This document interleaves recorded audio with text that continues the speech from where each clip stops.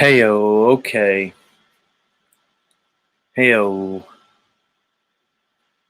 Heyo. Come on now. We're live. I'm ready. So let's do it. We don't have to mess around here. We could dispense with the pleasantries. I mean, we all know each other. We don't have to be so formal. We could just do it. We could just do the thing. It's not a big deal. Oops, hold on. I just messed something up over here.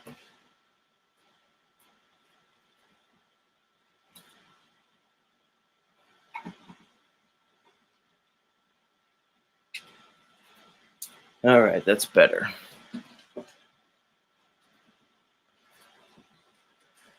Come on, let's do it. Just jump right in. I'm feeling it this morning.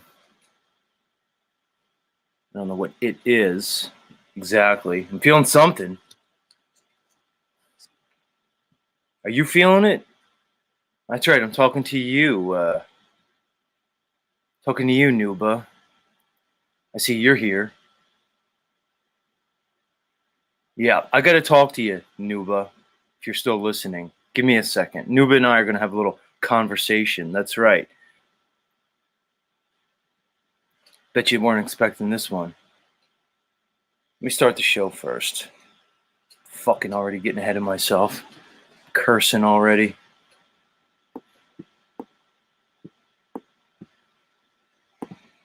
There we go. Howdy, everybody. Let's get started so I can talk to Nuba. Crazy fucking Aussie. Which may be redundant to say crazy Aussie because y'all seem crazy, but let's get started. Good morning, everybody. Grand rising and grand approach, and welcome back to Z Show, the show that seemingly never ends. Welcome, folks, as we broadcast live and in living color. Guten Morgen, everybody. Who's here? Who is here? Musical's a Secret, weighing in early this morning. Always dropping those song lyrics. Apparently this morning from Cream. Eric Clapton / Cream. Right on. Michael Gregory. Yogi, straight up. Pale Horse Rider. Dropping some more lyrics. Somewhere in Time showing up here. It's a Z Show. You're killing me in dang climate change on my birthday. Had to be an alert in basement for tornado warnings, man. I opened both doors up and listening to storms while getting cold gusts of air. Yeah. Hashtag climate change, everybody. But just remember, it's your fault.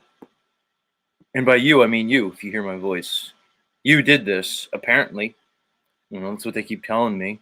It's our fault, because we have to drive cars to go to work in an economy and an infrastructure and a system that they created,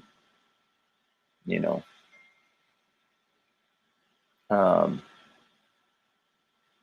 it's our fault, because as it's getting so hot, you have to use your air conditioner to stay cool. Oh, Z, you don't have to use your air conditioner. You could just sweat it out. Okay, I get it. But either way, it's just your fault. Those gas stoves that you're using, natural gas, propane, methane, you're contributing to greenhouse gases and ambient air pollution. That's your fault. You did it all. So, somewhere in time, I'm actually going to blame you and myself and everybody here. We all did this, apparently. I mean, yeah, I know. All these elites are just jet-setting around the world, private jets, and they're just grossly, participating in consumer culture to a level that's shows a decadence unseen since the times of Caligula. I know they're doing all that stuff. Huge mansions everywhere that they don't even live in. Huge beach homes, investment properties. that just kind of have to sit there. Again, use up more energy and natural resources. But nobody like lives in it. I know they're all doing that stuff. You know, multi-million-dollar yachts that just consume large amounts of fuel and produce all kinds of pollution. You know, I know they're all doing that, but it's your fault somewhere in time, you know, because you have a gas stove in your house and you drive a car. I don't know. Who else is here? Pale Horse Rider in the house.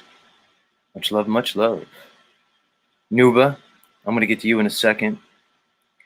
Bear Jew, Uncle Rick in the house. Much love. Capricorni coming at us. Ruled by Saturn. What's up? The Sympathetic Warrior.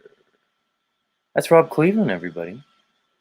He's testing out his accounts. I could see him here this morning, making sure I really did unban him. We can see you, Rob. We can see you. Glyph in the house. Buongiorno to you too, good sir. Buongiorno.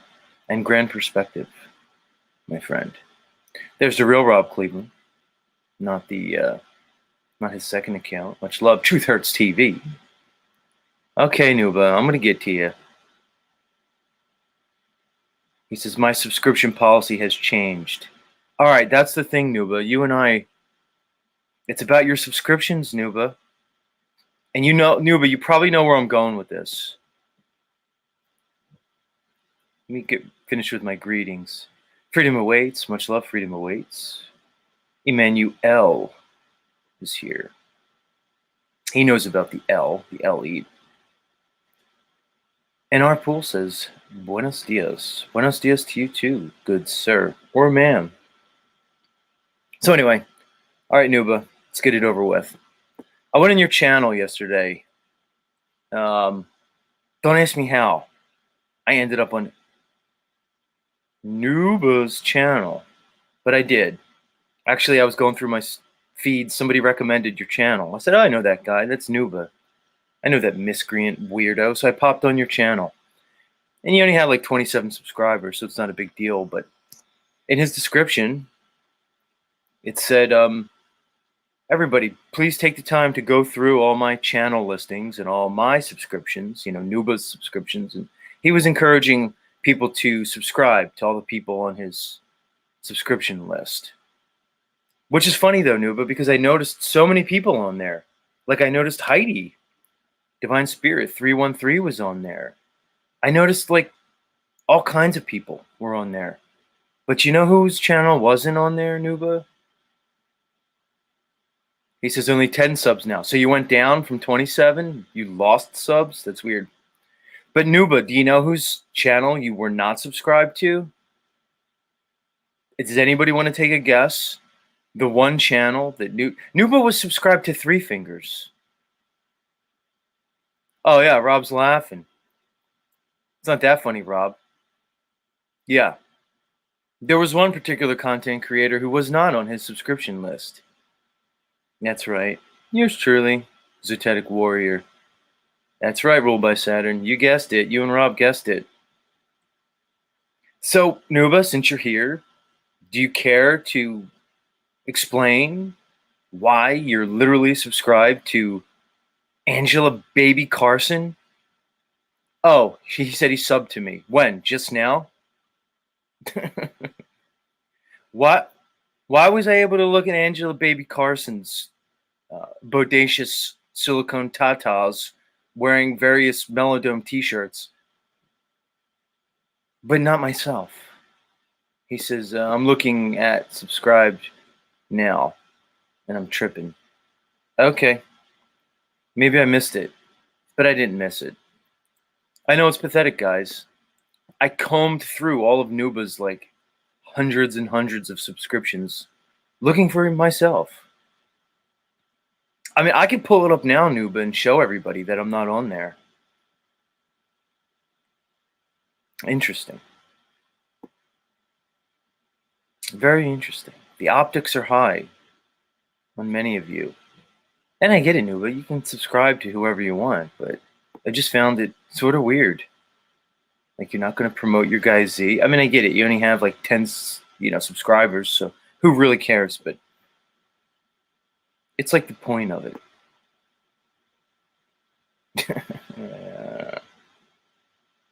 Okay, we got you, homie. We got you. I'm not going to go in on you too hard.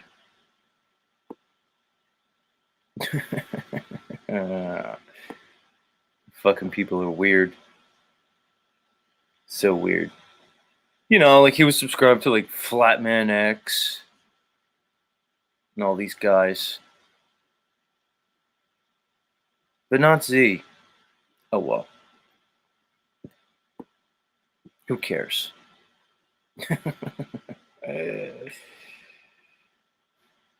Who else is here? D'Angelo showed up. Which Jay's in the house. What's up, Jay? He said, "What's up, homie? How was your weekend? Your Rob bit non bit the other day was entertaining. Which one, Jay? The one where I was imagining Rob, planning a hit on yours truly, in conjunction with all the members of the Murder Dome, led by one Karen B. Yeah. I know, everybody. I have a vivid imagination. I always have. Even as a young child, I was always kind of in my own imagination, as our friend Mr. Talcott reminds us.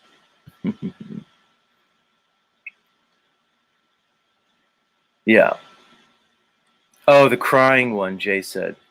That was a number of episodes ago. Jay's referencing when I, take time out of my show sometimes, and I do a diary entry. It's weird. Most of my diary entries kind of revolve around Rob Cleveland, which is fucking strange. Like, why am I always thinking about Rob? I mean, I know he's here this morning, back. Like, it's got to say something about me that if you were to look through my diary, it would just be entry after entry talking about Rob Cleveland. I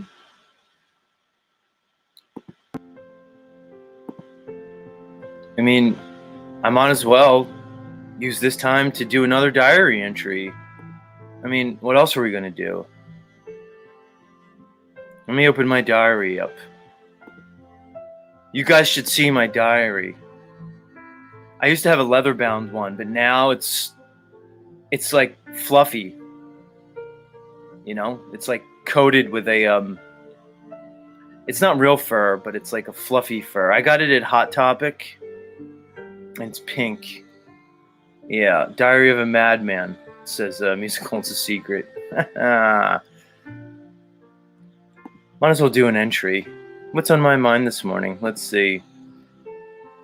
Dear Diary, I'm so glad to speak to you again.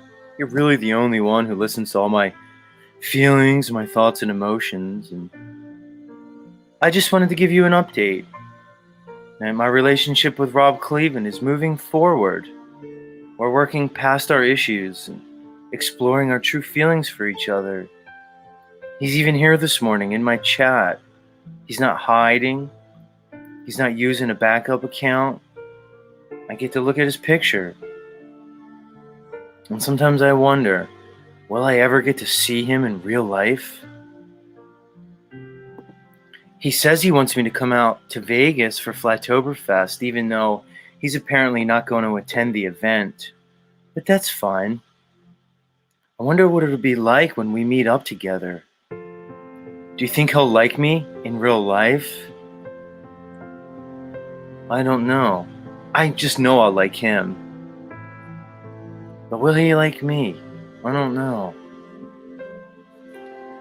I need to work some things out before I meet Rob IRL. Like, I might need to get like a new wardrobe, and I might have to glam up a bit. That's okay. I'll work on it. But maybe he'll like me for me. Maybe I won't have to go and pretend I'm somebody I'm not. I mean, it's not my fault. I have to live up to the likes of Paul Unslaved, who I know Rob's really in love with, and I'm always just going to be like second fiddle in Rob's book. But I don't blame him. Paul Enslaved is so masculine. He embodies all the typical characteristics that one would love and adore, you know? So I know I'll always be second fiddle to Paul Enslaved in Rob's world, but that doesn't mean that Rob and I can't have something special between us. Oh, sometimes I wish I was like Paul Enslaved. Then Rob would love me. I wish I was a little bit taller. I wish I was a baller. I wish I was everything that Paul Enslaved is and that I'm not. Oh, that's okay. But I know one day, once Rob gets his heart broken by Paulie Boy, because, Paul's not going to be a one guy type of guy. He's not just going to focus on Rob Cleveland and love him the way he needs to. Paul's going to use and abuse him. He's going to hit it and quit it. He's going to smash and dash. And then once Rob realizes that Paul was just using Rob as a little plaything for his own sexual desires, then maybe Rob will come back to me. And then I'll just have to be there and welcome him with open arms, understanding that he needed to just get it out of his system. Everybody in their late 20s goes through a hoe phase. So maybe once Rob is done with his hoe phase, Paul Enslaved has had his way with him, then I'll be there. Anyway, thank you, Diary. You're always here to listen to my deepest thoughts. I would never want this to get out to the public. That would be horrible. But I have you as a confidant. Until next time, bye-bye.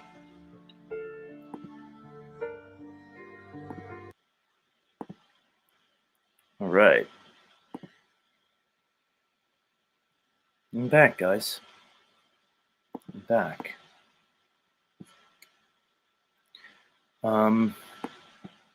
Who's here?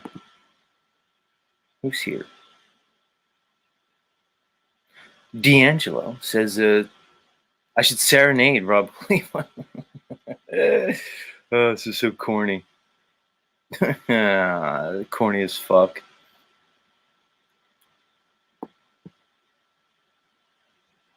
Yeah. Robot Seven says, I wish I had a girl in a cell, and I'd call her.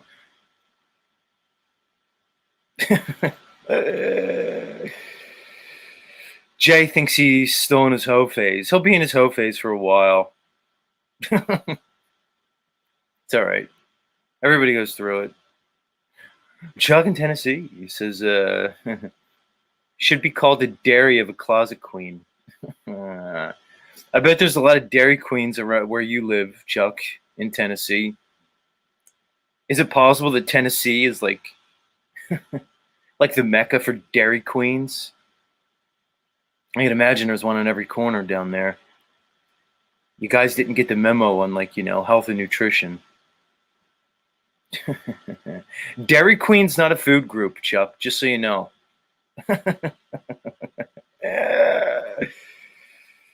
Yeah. Yep.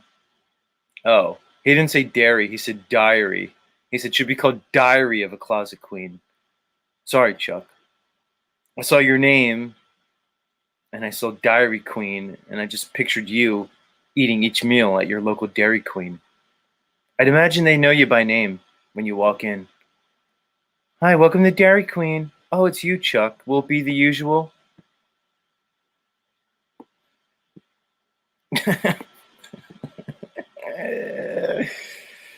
Oh my God.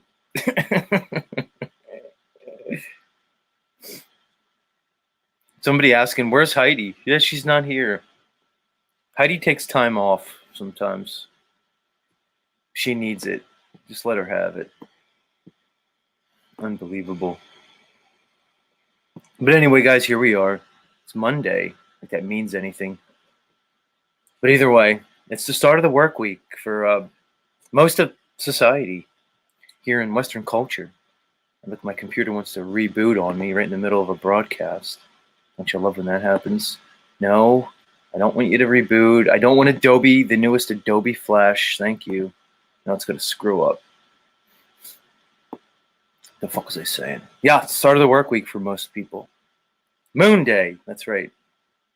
I was out yesterday, out and about. We had a nice day yesterday. The weather's turning around. It was like 82, beautiful.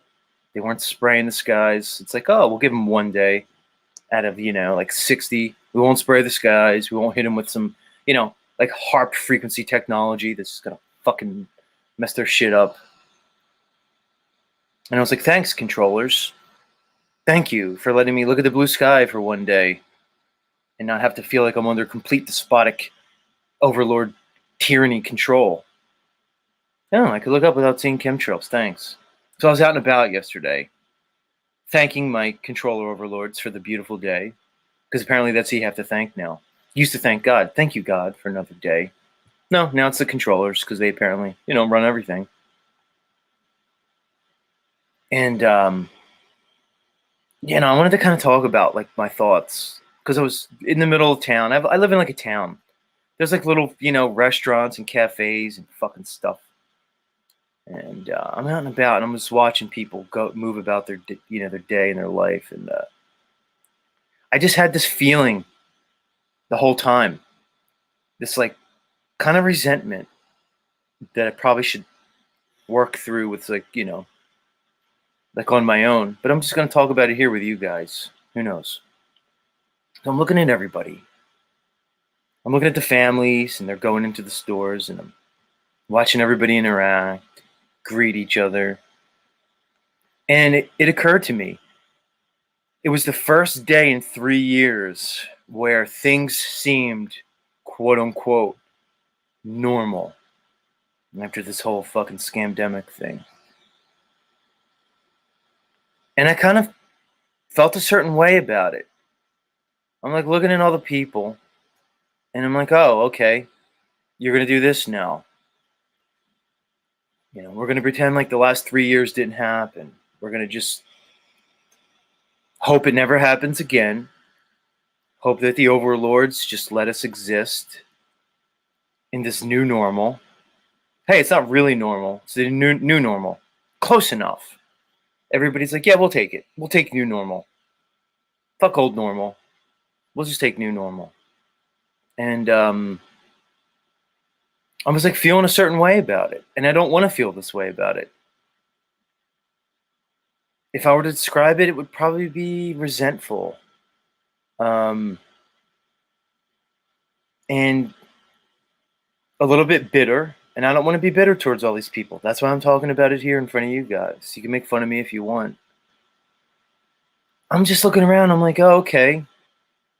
So you're all going to pretend like you didn't act crazy, like you just didn't fall for crazy stuff, do crazy things.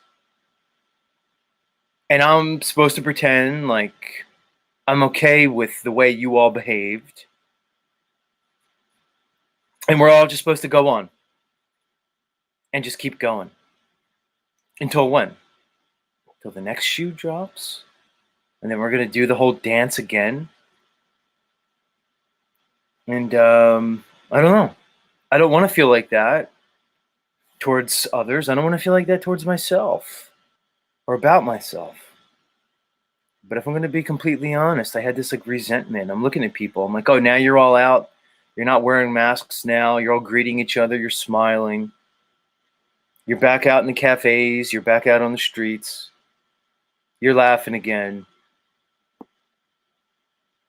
Why am I feeling like this? And how do I work through this?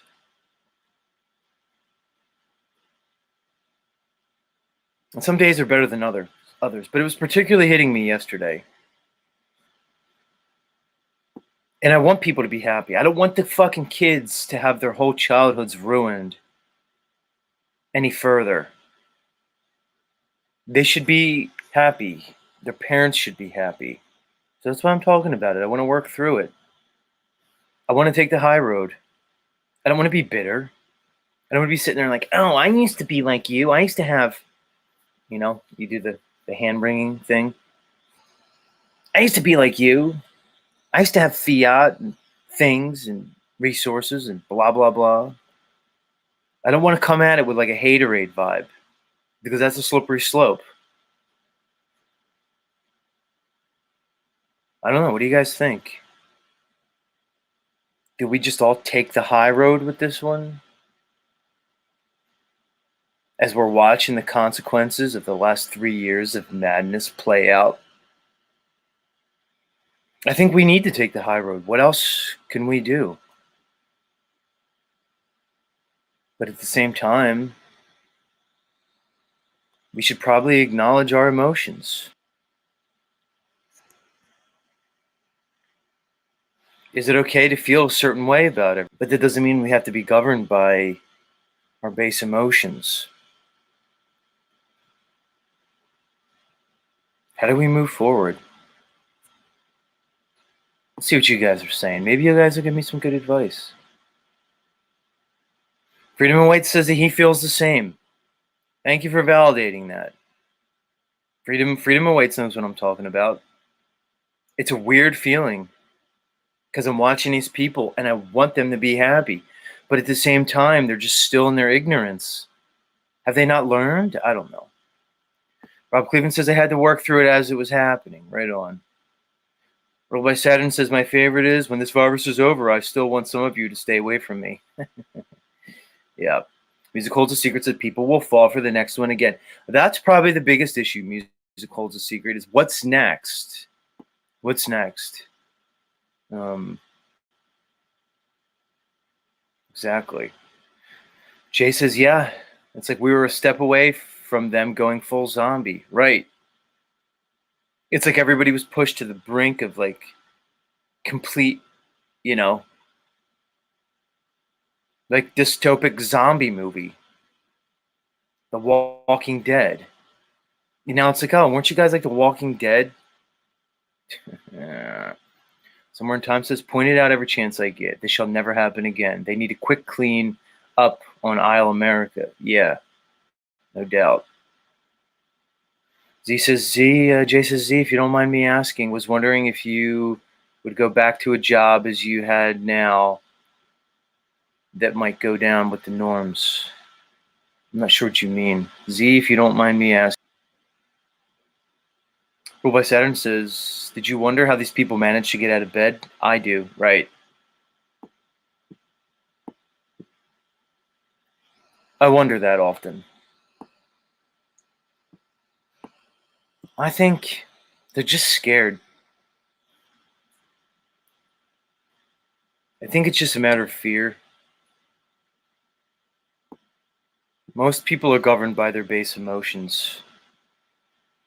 When I say most, I mean like the vast majority seem to just be governed by emotion. Not thought, not logic, reasoning, critical thinking, but emotion. It's probably just part of being human. Or, being part of mankind.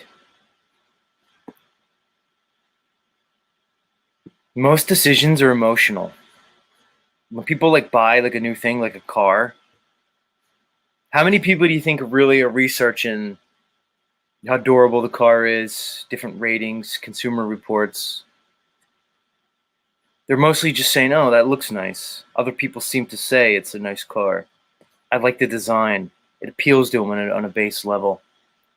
You learn that. Anybody's ever been like in sales or anything like that, you'll learn quickly that a good salesman knows how to play on somebody's emotions.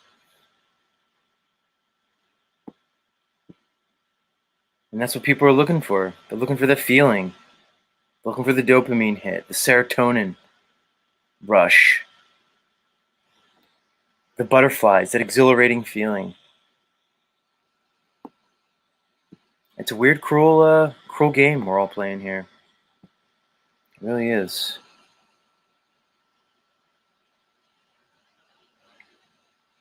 Yeah. I could see YouTube like fucking with me this morning. I'm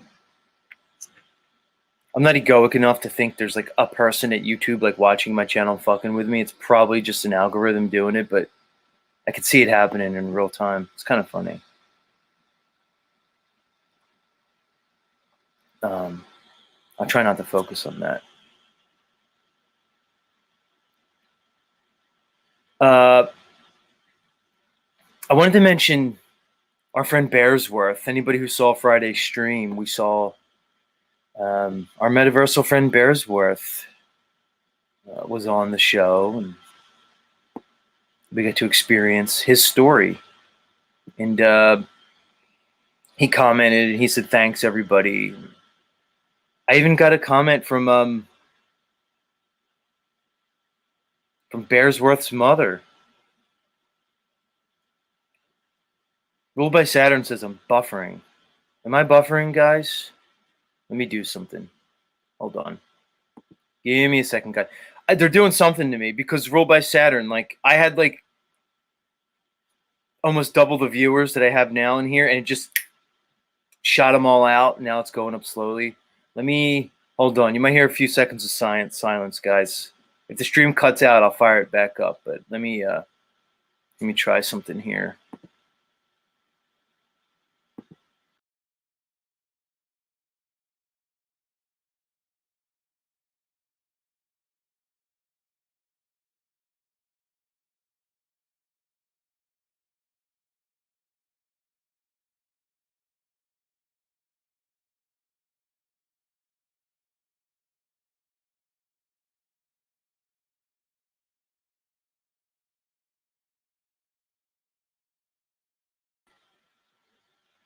All right, I should be back.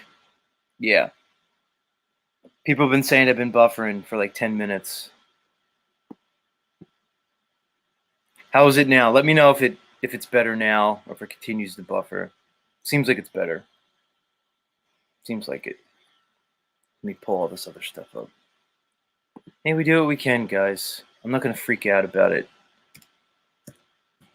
I'm on live like 15 hours every week doing live broadcasts.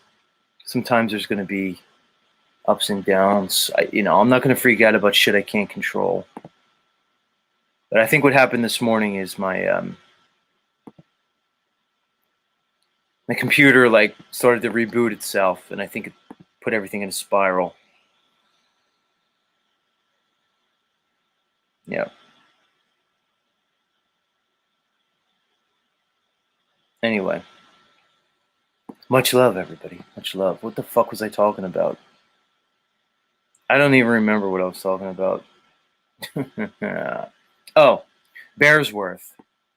And his mom contacted me, believe it or not, which I liked because I was picturing it. I'm like, okay, we had this conversation with Bearsworth. People were able to lend their opinion, show their support, talk with him. It's not even about advice. At least he had a place to come have the conversation. And he apparently rewatched the stream with his mom. And his Bearsworth's mom reached out to me. So much love, Bearsworth's mom. God bless you, Bearsworth. And we're thinking about you, dude. Just know that. And for anybody who saw his story, his story echoes probably thousands, if not millions, of stories all around the world. Not just throughout time, but over the last 3 years. There's a huge chasm. There's a huge division in society, civilization. It seems as though civilization is being split right down the middle. It might not be a 50-50. It's probably more like an 80-20 thing, where you're going to see 80% of the people. It's weird. The 80-20 ratio seems to run throughout reality. There's something to it, this 80-20 rule. It almost seems like 80% of the people are going to go along to get along. They're going to continue going along with society, and the other 20%, I think, are going to be the other ones. And you're going to see it right down the middle. I think so. At some point, I think it'll even move to a geographic type of stratification, where it's not just going to be a cultural split. It'll be a geographical split. It's going to have to be. Because you're going to see in the 20% of the breakaway, you're going to have to see different educational systems. You're going to have a whole different paradigm regarding health. Likely you'll see a new economy in the ones that break off the system. Different forms of government and governance. Hopefully it's not a government as such, but you're going to see leaders and rulers and stuff. In case anybody's wondering, I'm not an anarchist, guys. I don't like to label myself as anything, but, I wouldn't want to be misconstrued as an anarchist, because I'm not. Because there's a particular ideology with anarchism, and it would be inappropriate for me to define myself as that. But I really think that's what we're looking at, is a split right down the middle of the quote-unquote civilization. I could be wrong. It seems like it's happened already. The question is, who's aware of it? I've spoken about this before, the tendency to straddle the line, which makes sense to me. It's rational for a man or a woman to seek a point of compromise, to seek some point of middle ground. I tried it for a long time. I'm still guilty of it. How could one maintain their sense of morals, values, and principles, but at the same time acquiesce to the system? And more, I would say that's becoming increasingly difficult to straddle the line, to walk the fence. At some point, it might just be impossible. If they continue on this trajectory, which we have no reason to believe they would stop, you're talking about digital currencies, digital people, chipped up, Neuralinked up, the progression of this transhumanist agenda, this infiltration into our bodily sovereignty, really.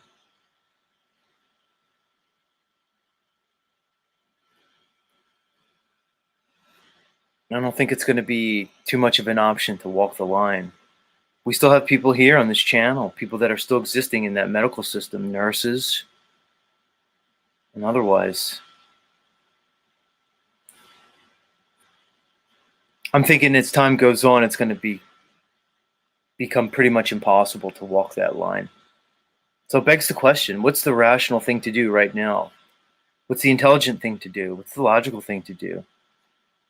If one sees this coming, if all signs point to it, it seems to me the rational course of action would be to start preparing, start pursuing certain actions and behaviors that lend itself towards this new way of life, this new reality. From the top down, the economy of life, really. How we, let's say, maintain a lifestyle. It doesn't have to be fiat, but that doesn't mean you have to reject it outright. There's fundamentals. I've said this a million times. I might as well say it again.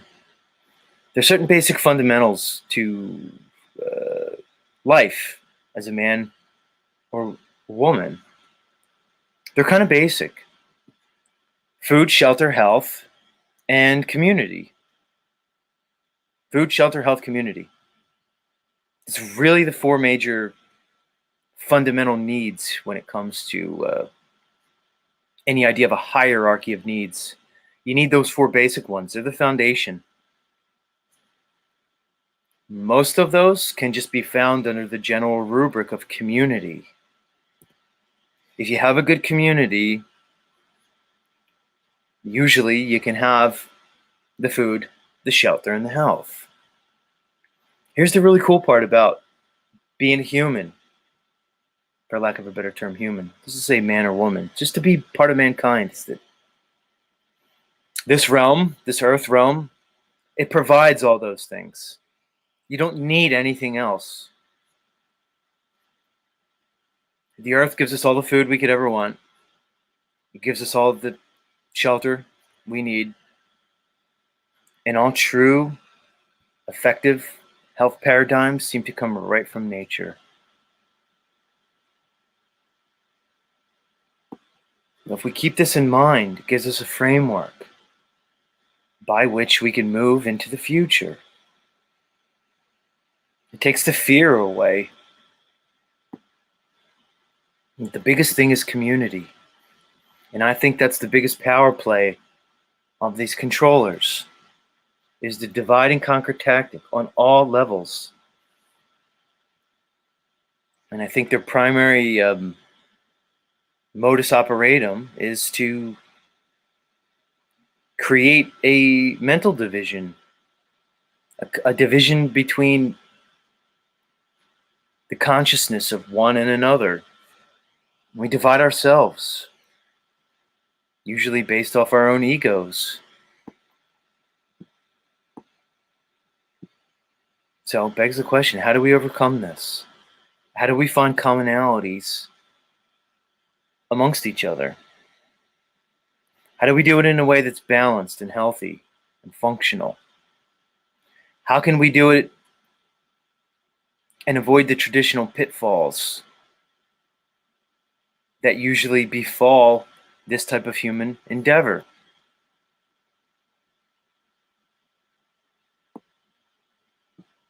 These aren't easy questions, guys, but I should say there's no easy answers to these questions, because a question is just a question, really.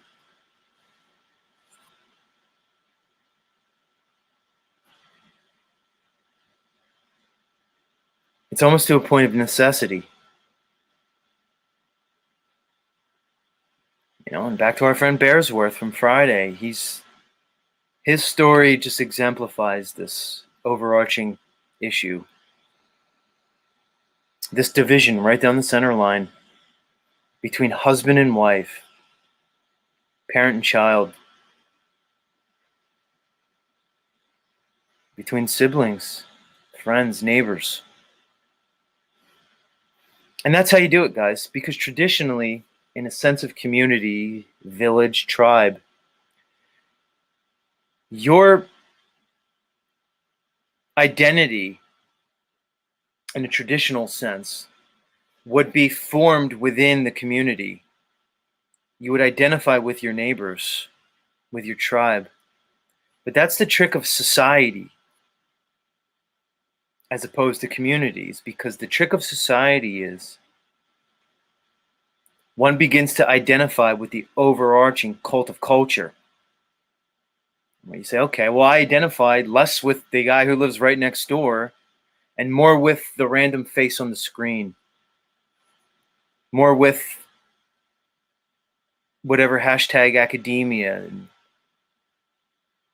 mainstream media tells me. We build an identity through the society, which is really false, because we have no real energetic connection with those that we're now bonded with. We have an idea of them, a concept of them, but it's not a real relationship.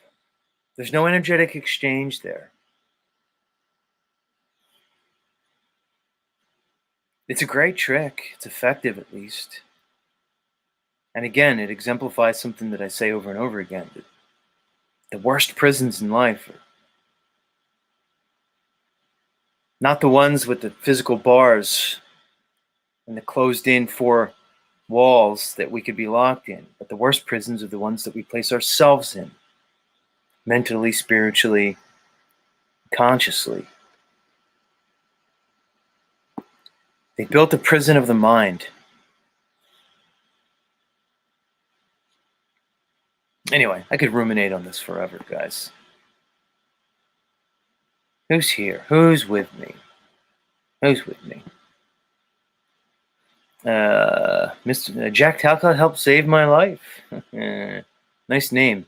Nice quote, by the way. Says the military has been planning this for years with United Nations, NWO, etc., etc. We got it, man. Then you also said that you have a dugout in the wild with a cache of supplies and armaments. Good for you. Good for you that you have a 1,200-gallon tank underground. Fuck. Nice move. Nice move. Ruled by Saturn, regarding our friend Bearsworth, says that he's trapped in a paradigm that he can't even fathom. That's why he's so lost in alcohol. He's short-circuiting. Maybe. It's one way to look at it, ruled by Saturn. Much love, Bearsworth. What else are you guys saying? Right on. Yeah, people talking about bugging out. Jay says, Z, do you think it's broken into camps fighting now? I'm not sure what you mean there, but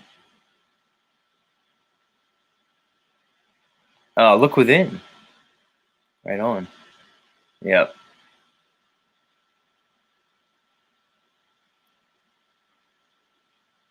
Yeah. Pale Horse Rider says unvaxxed sperm is the new Bitcoin. I mean, we say that, guys. I know oftentimes we get in narratives in these circles, but I don't know. I'm wondering how much that's true. I'm not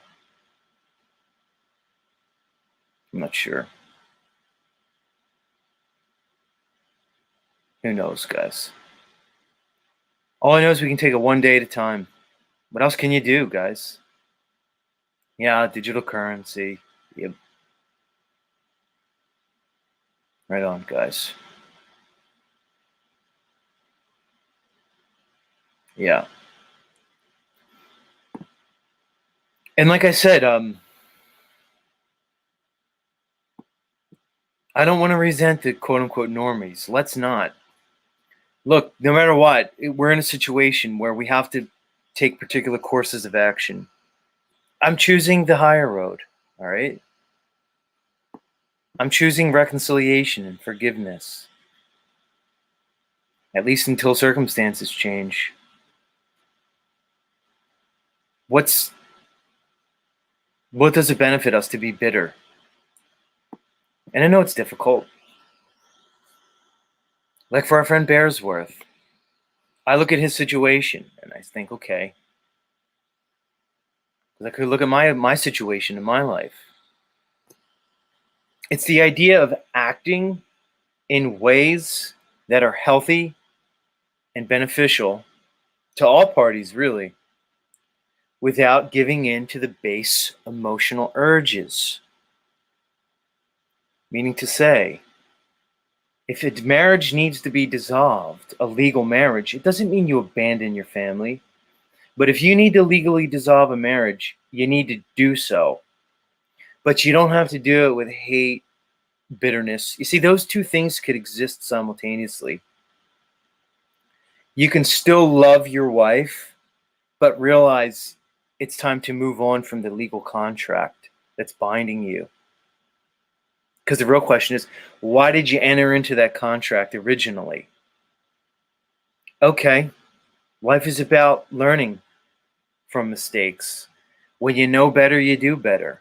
I love these people who are going to come, oh, it's your fault. You fucking got married. Okay. Does that mean he's got to be fucked forever? It's almost like we've been trained to look at things in this through false paradigms, false dichotomies, false choice, false binary. That's not the world we live in with false binaries. There's typically an infinite amount of choices that we could make. So if Bearsworth gets a divorce from his wife, the divorce that she's been asking him for 2 years, that doesn't mean that he's abandoning his family. It means he's taking the proper, logical, reasonable course of action, regardless of how he or she may feel. It's a tough part about being a man. And a lot of people want to use false bravado. You know, people want to think they're perfect.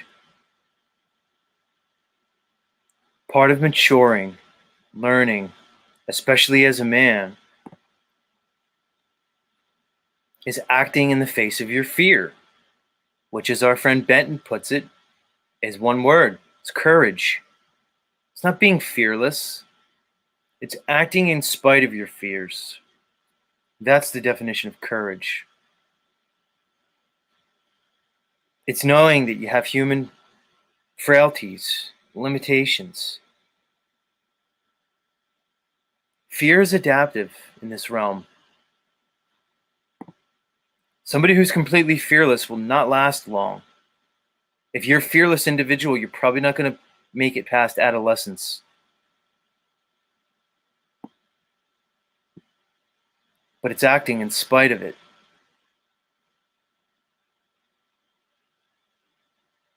And that could be displayed on many different levels.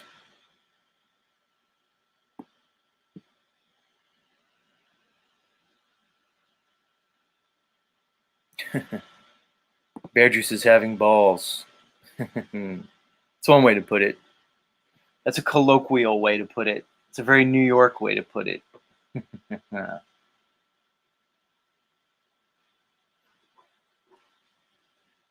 much love, everybody. We could do this, guys. I'm not going to say you can go out and like be happy. Happy's an emotion. But we can be well. The system would love nothing more than to have us all be disempowered, disabled, and pretty much dishonored. We would just be playing into their hands. We actually have to be better.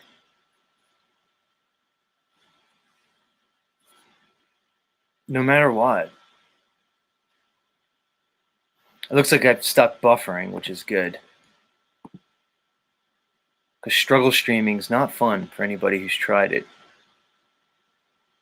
It's not fun. Let's take a short musical interlude here. Because it's that time. See what I have for you guys. And then I'll be back. What do I have here in my clips? What did I pull?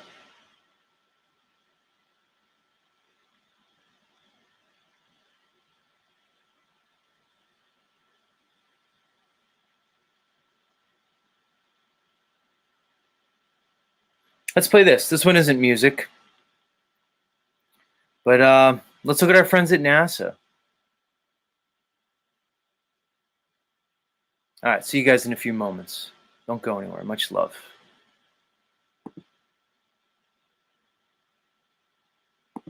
Thing I really want your generation to embrace is that the Earth is a closed system. We cannot leave the Earth. There's no place to go. Today, I'd like to bring to your attention a potential fraud on an enormous scale happening in your county.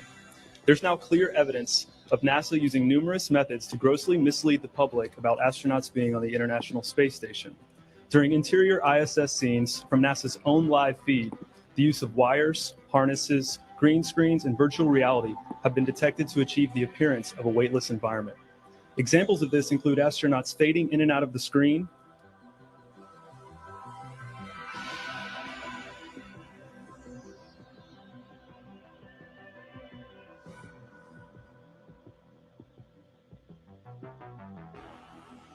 green screen glitches, grabbing objects that aren't really there.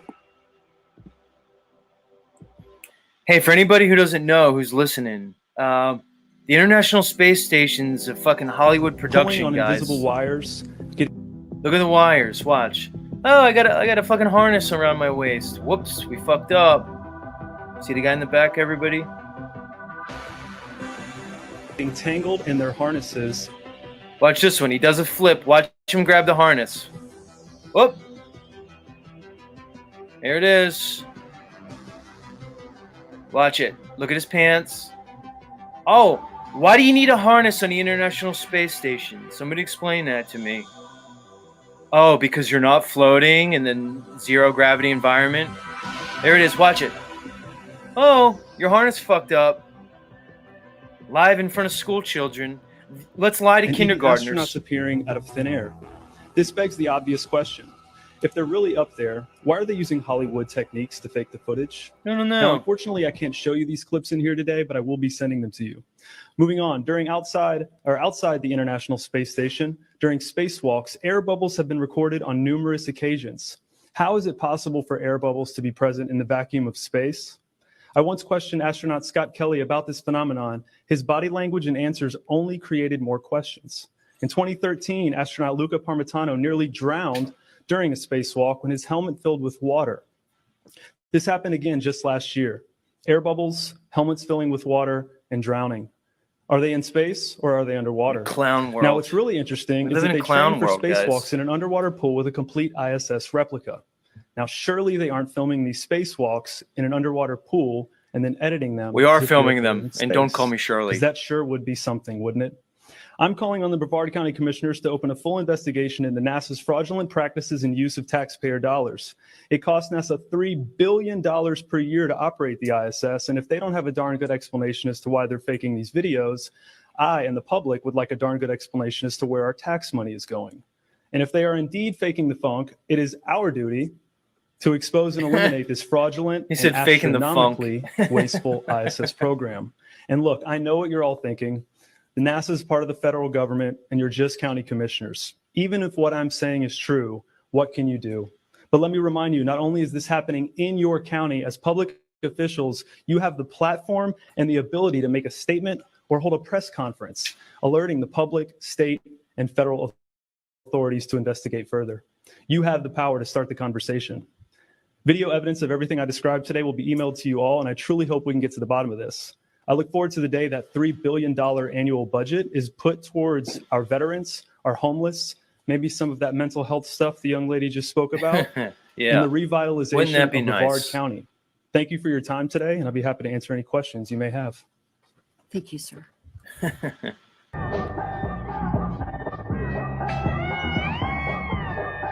think you're better at ping pong than I am. Here's how. Oh, look at the green screen in the back. Oops. Just simply use a blue screen. Whoops. Voila. Now you have a bubble of water floating, as if he's in the outer space, inside the ISS. Oh. But, you know, images from NASA are real, guys. They just lie about some stuff.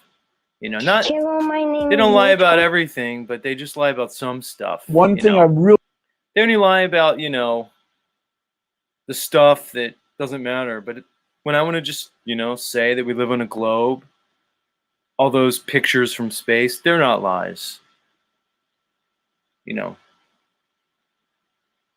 It's so weird, guys, that like they're fucking doing this. Like guys, the reality that's been presented to you is a complete and utter farce from the top down. And I know it's hard to grip, guys. It's hard to handle.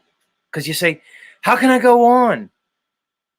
How can I continue to fucking go on? I live in a clown world where everything was made up. They made up the history. They made up the science. They made everything up. They made up a bunch of fucking religions. And then one asks himself, what kind of fucking world is this? What's the point? Well, maybe that is the point, guys. Maybe the point for the ones of us who can see, who have the eyes to see and the ears to hear, maybe the point is to learn how to move forward, understanding the deception. Maybe that's our walk. That's our journey. We're the ones that could see it for whatever reason.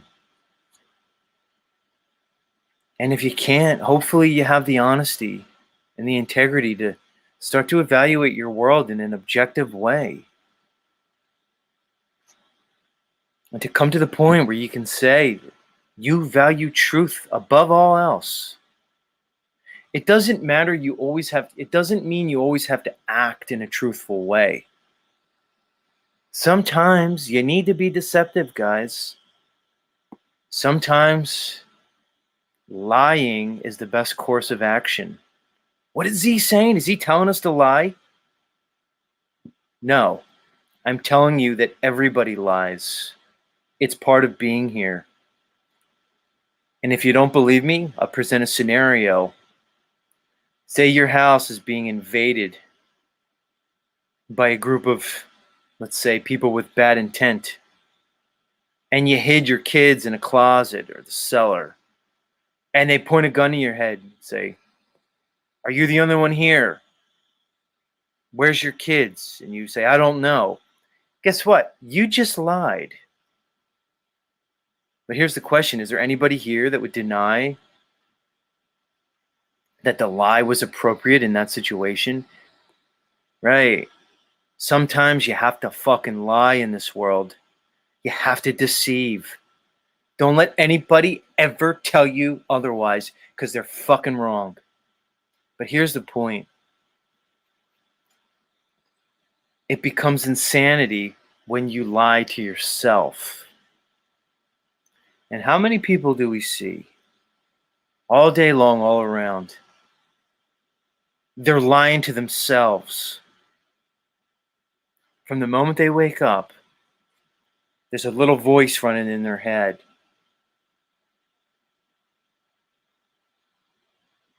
And that voice is basically encouraging them to go against objective truth. Don't lie to yourself. When you see that they're lying about the ISS and you choose to ignore it, you have now moved from being ignorant to willfully ignorant. And that's a problem. So you don't have to go around and tell everybody that you know space is a lie. You don't have to be the turd in everybody's punch bowl, because that's what most flat earthers are. We're the turd in everybody's punch bowl. We can't just sit at like a family barbecue and just talk about the mundane things that everybody else wants to talk about. Sometimes just sit at the barbecue and talk about dumb stuff. You don't always have to be shouting at the top of your lungs about fake space and the globe lie. Sometimes you could just sit there and make small talk.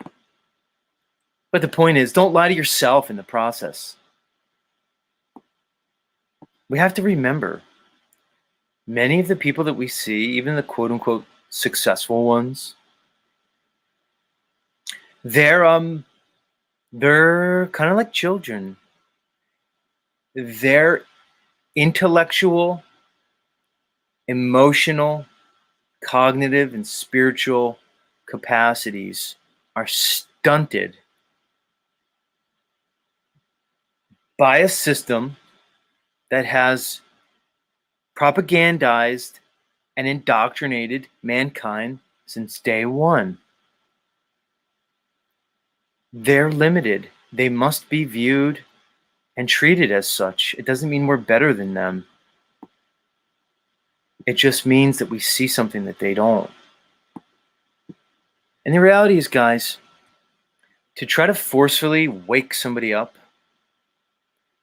can be considered an aggressive act. It's analogous to trying to wake up a sleepwalker. Everybody knows not to do that. If you know somebody and they're a sleepwalker, the one thing you don't do is abruptly wake them. They have to be treated in a certain fashion. You wouldn't just blow an air horn in their ear. It's the same thing with these sleeping zombies, normies that we see. They can't be forcefully awoken. It's a choice. It's crazy. What are you guys doing in the chat? Why do you guys have to fight in the chat? What's all the conflict?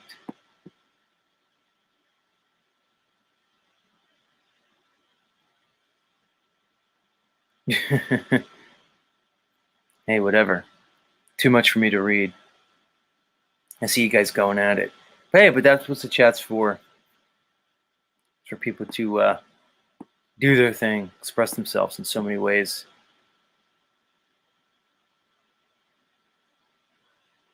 But yeah, it's cuckoo, guys. It's cuckoo for Cocoa Puffs. Where's my where's the content that I had for you guys?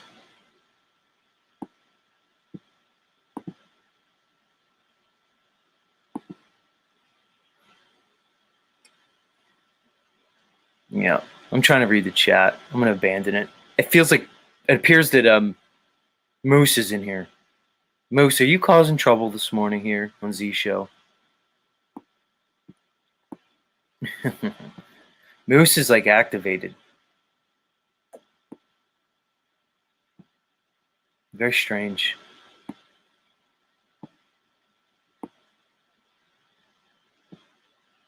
I wanted to make one last point about this whole NASA thing, and then we'll move on because it's on my mind. I want you guys to really think, because the ones of you that are still struggling, oh, Z comes on every morning and he talks about the lies of NASA, the lies of space, etc., etc. And a lot of you guys, probably some of you at least, are probably still on the fence because you probably want to believe. Who wants to like come to the understanding that they've been lied to about their very reality? But I want you to think about it like this, guys. That clip we just watched about the $60 or $70 million a day that goes to NASA, billions of dollars a year, not to mention all these private companies that are apparently going to Mars, going to the moon. I want you to think about it like this, guys. What makes more sense as a civilization? To basically spend your resources, your time, your energy on this earth, or on exploring the vastness of space? Like, I'll put it like this. How is it that we had wildfires burning out of control in Canada, like all summer long? How is it that we still have famine, disease, pestilence, all around this earth? And yes, you can go around a flat, stationary, level, horizontal realm. How can it that we still have all these problems here on Earth, but yet we're exploring the vast reaches of space? I want you guys to really think about that. It strains credibility because it's literally impossible. No civilization would explore the vast reaches of space without first correcting the issues here. You wouldn't do it. No civilization would allow for that. Meaning to say, guys, you can't have a society that has multiple rovers on Mars and probes in deep space.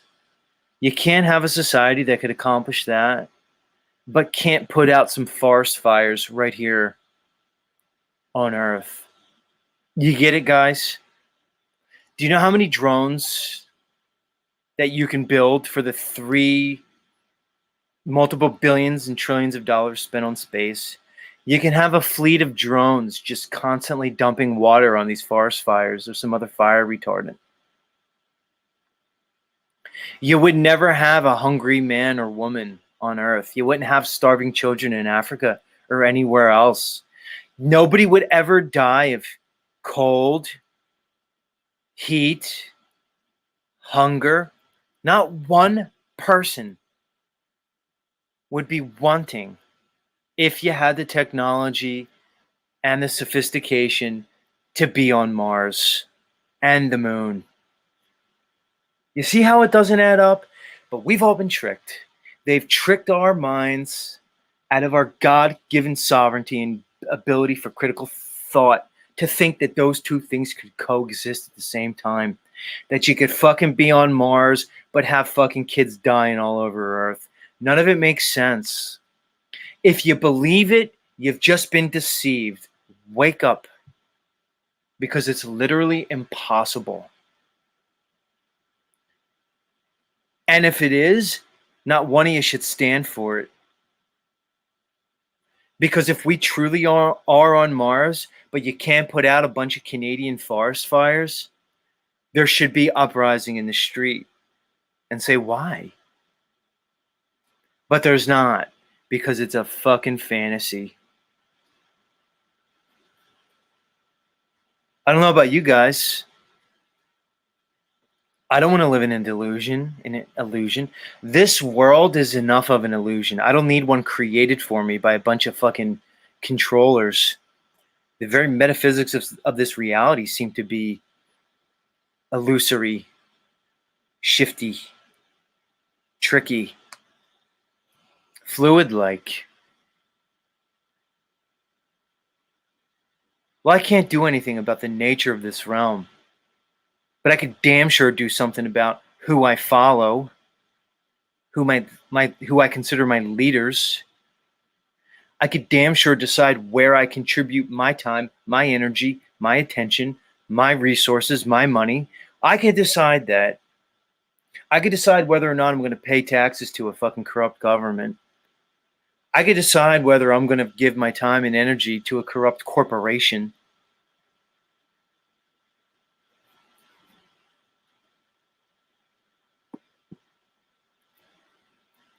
It's crazy. So yeah, guys. We don't need to put up with it. I'm not going to put up with it. All right, let me drop the invite in the chat. It's that time. This is right about the time where Z drops the invite in. And he invites all you fine guys and dolls to come up and lend your voice to the conversation.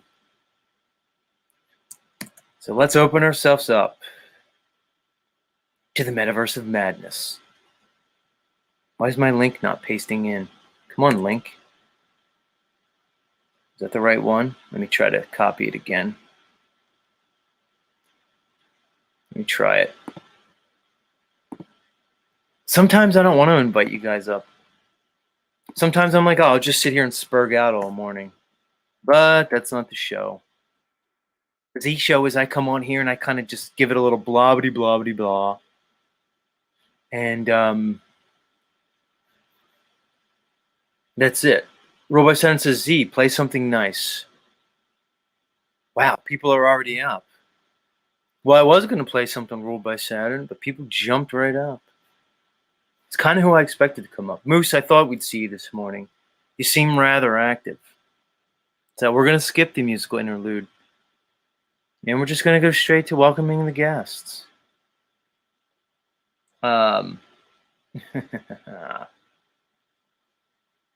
You guys seem like you have stuff to say this morning. Z was away all weekend. I don't know, Moose. I want to bring you up first. Maybe Moose will let me know what I missed out on over the weekend. Because the metaverse moves at the speed of light.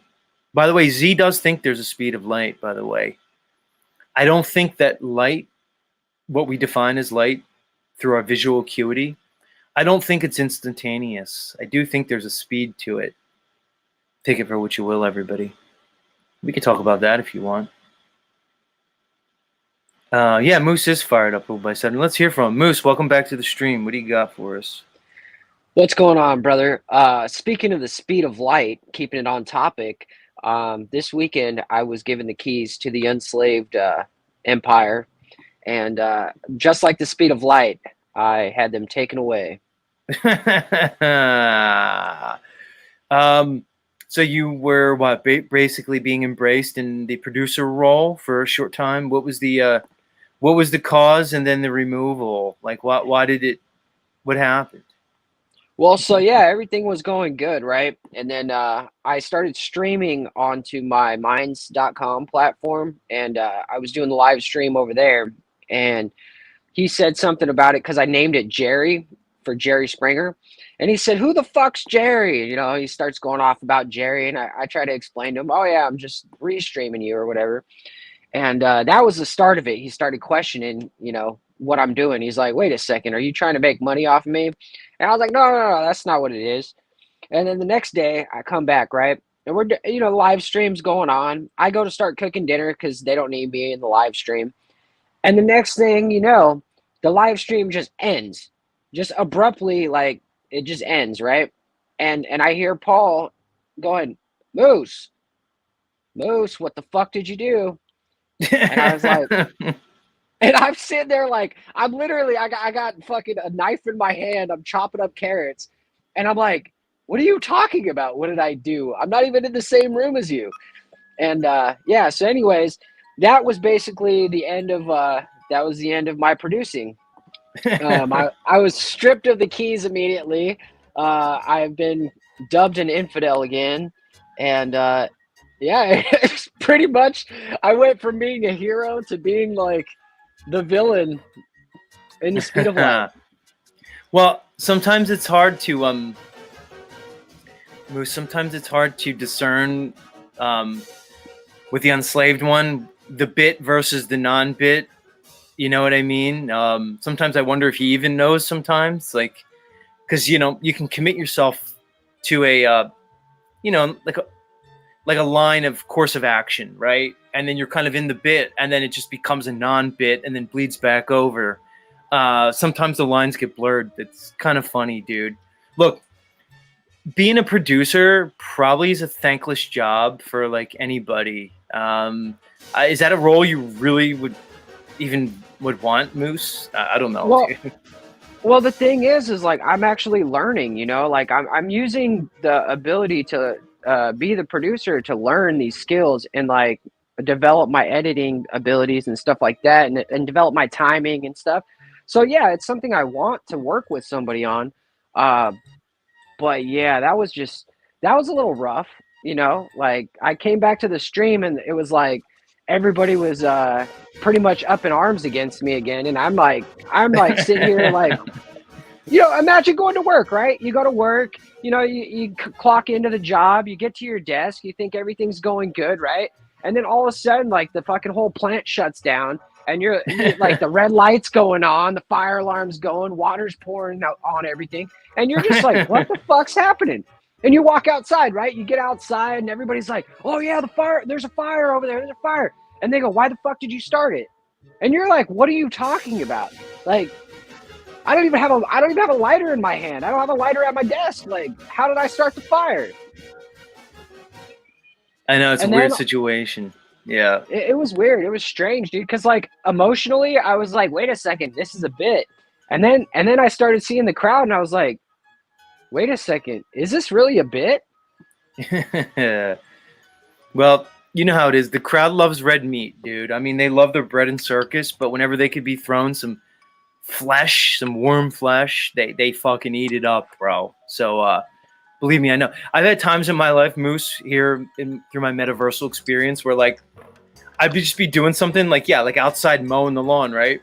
And then I'll come in and like tune in to like somebody, and I watch, it'll be like Zetetic Warrior exposed, and there's like 100 and there's 150 people just ripping me in real time, dude. You know what I mean? It's a very strange experience, man. Like, I'm like, and you're like, oh, and you could see the hate and vitriol, bro. Like when the whole We Are Awake TV thing was going on with Ian, it was just weird, dude. Especially like now I'm used to it. It's like part of it, you know. Like, but when I was first getting involved in all the streaming, it was such a weird experience. I'm like, wow, and just like to watch like a narrative being formed around you, and then just the vitriolic hate being spewed against you, and like people just saying the nastiest things.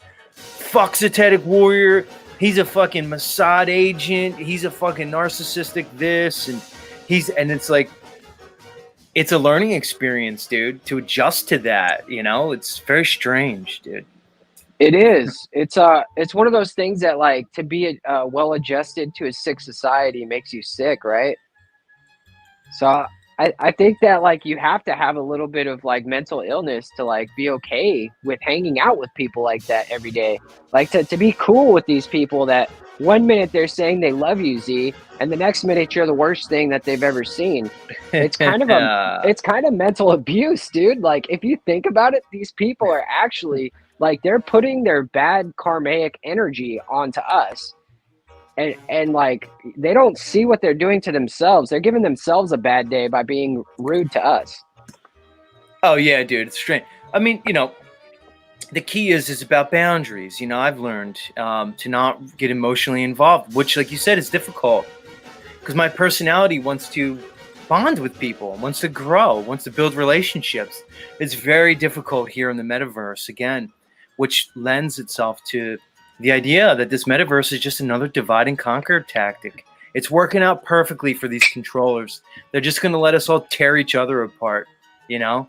Good for them for doing it. I mean, it's kind of ingenious, but for me, it's about keeping a boundary, an emotional boundary around myself and not getting involved. But it's a skill. It's a tactic, you know? I'm working on it. But I want to throw out there is, I think that there's something more to it going on, because I think the more that we get together, the more that people start to be friendly with each other and start sharing ideas and cooperating, like, the more shit just happens out of the blue and everybody's like, what the fuck is going on? Like, for the stream just to end abruptly, you know, like, that right there it's a total anomaly. Like, the streams just shouldn't end. Like, nobody hit the end button. So why did the stream end? So to me, like, I'm not saying that there's other forces in play, but I'm just saying that the optics kind of show that nobody wants us to kind of come together and fucking do something together.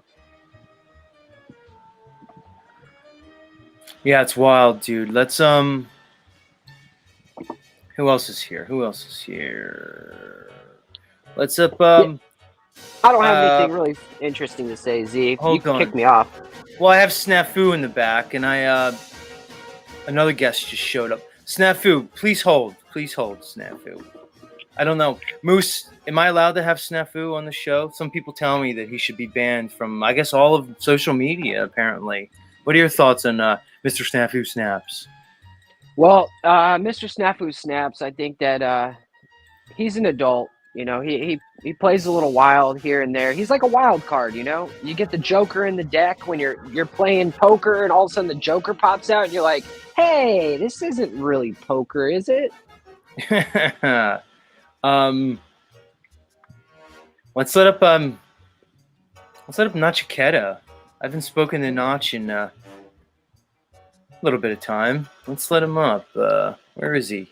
I lost him. Have you Here seen he is. Rob Cleveland? I haven't seen Rob Cleveland in like 5 days. He's in my chat, dude. He's been here all morning, bro. Maybe you. Oh, he must have blocked me, dude. Maybe you're blocked, yeah, because you must be, because he's been here. Anyway, let's let up Nachiketa. Nachiketa. Welcome back to the show, homie. What's up, man? What's up? How's it going, Z Moose? You got the clown music going on. It's going well. I need a Nachiketa theme song. You know, I need a Moose theme song too, but I got to figure out the most appropriate theme for Notch. Nachiketa, I think he should be like a Japanese samurai themed song. I don't know. I don't want to limit Notch to some, just to his Asian heritage and ethnicity. That's might be a little limiting, but I see where you're coming from. There's a huge respect for the samurai. What do you think, Notch? Do you have any requests for your for your theme music? No. You want to weigh in? Not really. I mean, it would be interesting to see what other people do come up with. So yeah, I'll let you decide. It's your show. The guy Steve, the head motherfucker in charge, Marine guy who comes on from time to time, he requested that his theme song be the A Team, which I thought was cool, but I'm gonna reserve it because it might be too cool of a theme song. But we'll see, man. Maybe I'll come up with something. But besides all that, what's up, Notch? What's on your mind, dude? You're usually, you have your finger on the pulse of many things, dude. And what do you got for us, man? I don't know. I was on a peyote trip about, let's see, what's today? Today is Sunday. No, what's today? Monday. About a week ago, maybe Monday or Tuesday last week, I decided to try some peyote that a friend of mine gave me. First time. It was just one button, and like a friend of mine said, well, it's probably not going to do very much because I've had a lot of mushroom and LSD, DMT type of experience, ayahuasca, and it was my first time doing peyote, and I was like, maybe it won't really do much, but I had a pretty deep trip, so that was pretty recent. Have you guys ever done like mushrooms and LSD stuff like that? You guys know what I'm talking about? The short answer, not Chiquetta, is yes, I have. Definitely. In various ways. How was your experience, dude? Because most of us, I shouldn't say most of us, that's an assumption, but many people, they'll do like these psychedelic experiences when they're younger, but I do think it's different when you've reached a certain level of maturity, your certain stage of development and your consciousness and spirituality, I'm sure, Notch. And I'd be interested in knowing what your experience was like with your most recent, your endeavor with the peyote, man. Yeah. So, like I keep a pretty clean system. I don't smoke. I haven't smoked hash in months. And if I do smoke hash, like it'll be like, a couple times a week, maybe, so it's like, I'm not a fiend, and I don't really like to be addicted to stuff, but definitely psychedelic experiences are interesting to me. And I still find them to be of, how would I say, like, they're enlightening in a way, they illuminate some stuff. But so my experience here, initially when I took the button, I was like, it's not really doing anything. But about 45 minutes later, I was like really tripping. I was seeing things, things were moving around, and actually my hands were cramping up, my legs were cramping up. So I went into kind of like almost like a bodily system shock or something, where I was like kind of like twitching a little bit, and then I kind of went into another space after a little while. So it's difficult to describe because it's like borderline insanity. But the people who have gone through the motions, I think they can kind of relate this kind of blurring of quote unquote reality with another space of consciousness. So yeah, it was good. It was interesting. Kind of reset things a little bit. Yeah, homie. I'm in a stage in my life where I'm not feeling particularly, I'm not particularly inclined to put myself in that type of space. Although I have, I would say maybe 2 years ago, year and a half ago now, I kind of did a little mushroom thing for a while, over a few month period, where I would just, take some of the psilocybin, kind of microdose in and out, and it was valuable. I was using it as treatment, and I could see the value in it. You could even look at the research, Notch, in terms of the efficacy of certain psychedelics, in terms of treatments for various psychological conditions, depression, post-traumatic stress disorder. Things like this tend to be very quite effectively treated. I mean, again, not medical advice, of course, people. We wouldn't want to do that. We wouldn't want to help people, right, Notch, and just discuss things that are quite obvious. But anyway, I say that sarcastically. But we know that there's certain of these psychotropes, psychedelics, I should say, that are quite effective as treatment paradigms. But again, guys, oops, I don't want that music. What's going on? It begs the question, why were these treatment paradigms hidden and occulted from society at large? It appears that these aren't new revelations. You can go throughout antiquity, the Vedic cultures, the Hindus, even back to the Jewish culture, the Egyptians. As far back as we can go, we've known the power of plant medicine. You can look at the shamanistic cultures of the Central and South America, the African cultures, the traditional Chinese medical practices of East Asia. Look, you can go on and on. Plant medicine has been known throughout history. But what's happened?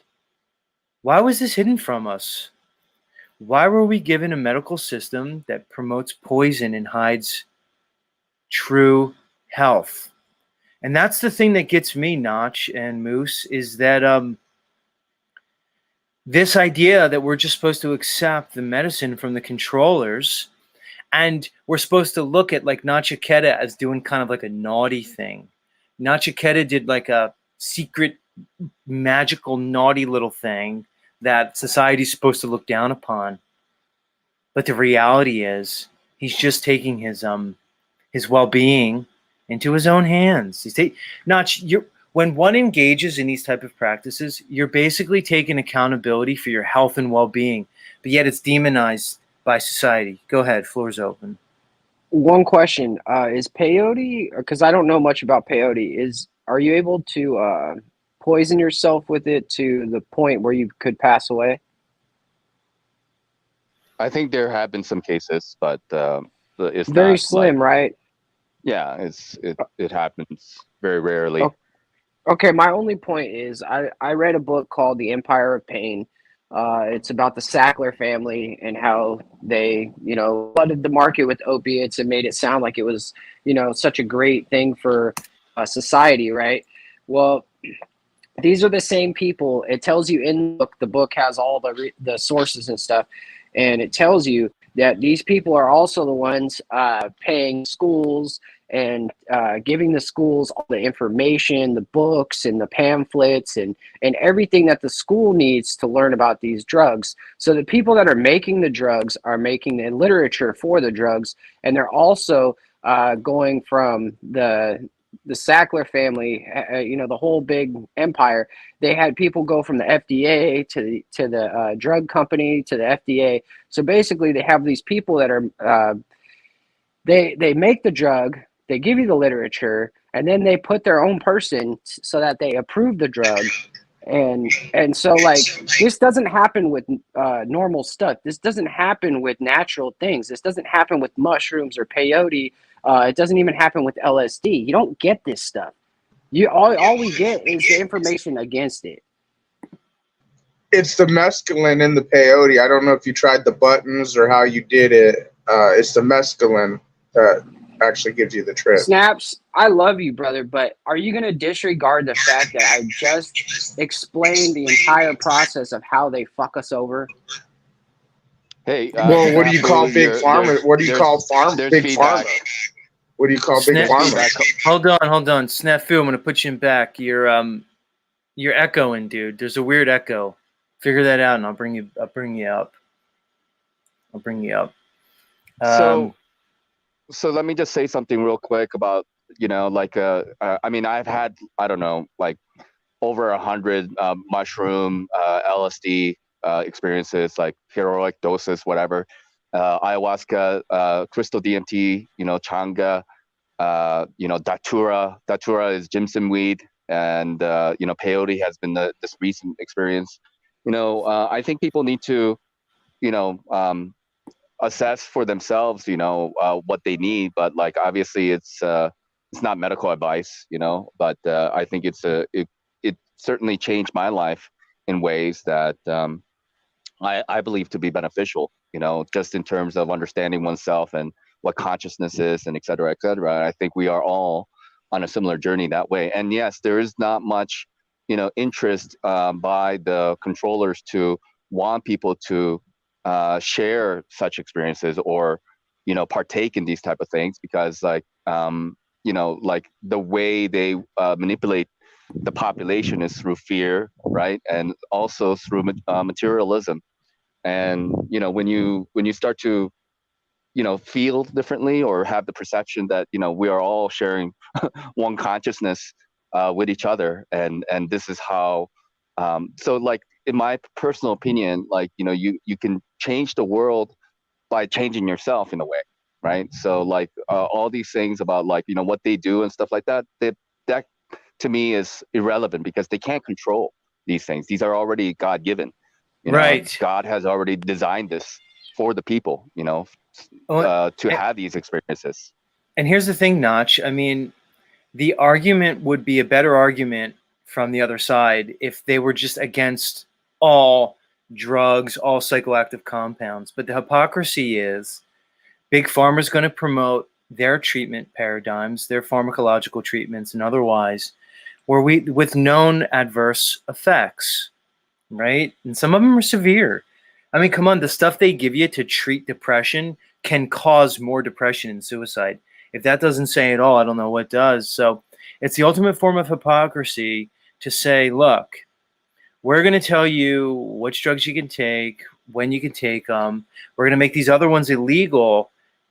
And again, the ultimate irony is the ones that are allowed are the ones that are processed, synthesized chemicals that they profit off of, juxtaposed by natural herbs and plants, and whether you call them entheogens or just plant medicine in general. They make a plant illegal, but then promote basically petroleum-based poison. It's the ultimate in irony, and it's the ultimate in despotic control. And the medical system, to me, highlights one of the main issues with the this idea of having controllers, this idea of a society, this idea of, the powers that shouldn't be, the authorities that know better, deferring one's own logic and understandings to some perceived authority who's an expert. It's a complete inversion. It's 100% of an inversion. The other thing I wanted to point out is these typical, or I should say, typically these plant medicines would be consumed in a particular environment that promoted a journey in understanding. Like I'm saying now, like let's take the whole Joe Rogan. Joe Rogan comes out and he's promoting DMT and stuff like that. So what do you have? You have a bunch of college kids, freshman year in a dorm, smoking a DMT pen and losing their fucking mind. Or like me, I'm living up in Vermont. I went to the University of Vermont, guys. If anybody wants to know, it's in Burlington.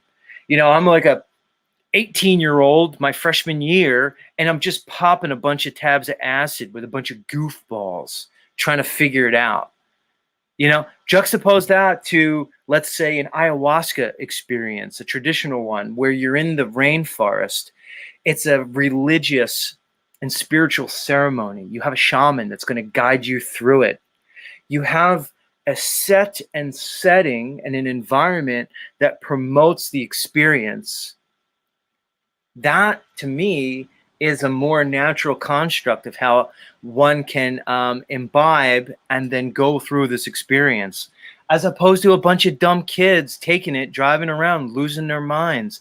It's almost like they weaponize the experience. They've created a situation. A lot of people want to romanticize the late 1960s and early 70s counterculture. San Francisco, Haight-Ashbury, Summer of Love, Grateful Dead, LSD, et cetera, with this whole LSD experience. It's quite likely that that whole LSD movement was basically some form of controlled opposition. Okay, humanity has psychedelics. We're going to co-opt it. We're going to control it. And we're going to use this to form and construct society in the way we want it. I think the whole counterculture movement was a psyop. I do. Go ahead. Thoughts? Z, I just want to jump in here with this thought too. Is I think it's a form of double speak. because in one breath they are demonizing intoxication, right? And then in the other breath they're praising it and celebrating it. And what I mean by that is marijuana has always been demonized since I was a child, and drinking has been culturally, not only culturally accepted, it has been promoted at every turn. Now, when I first took my first drink and I got really intoxicated, I woke up the next day. I had thrown up so much the night before. I felt like shit.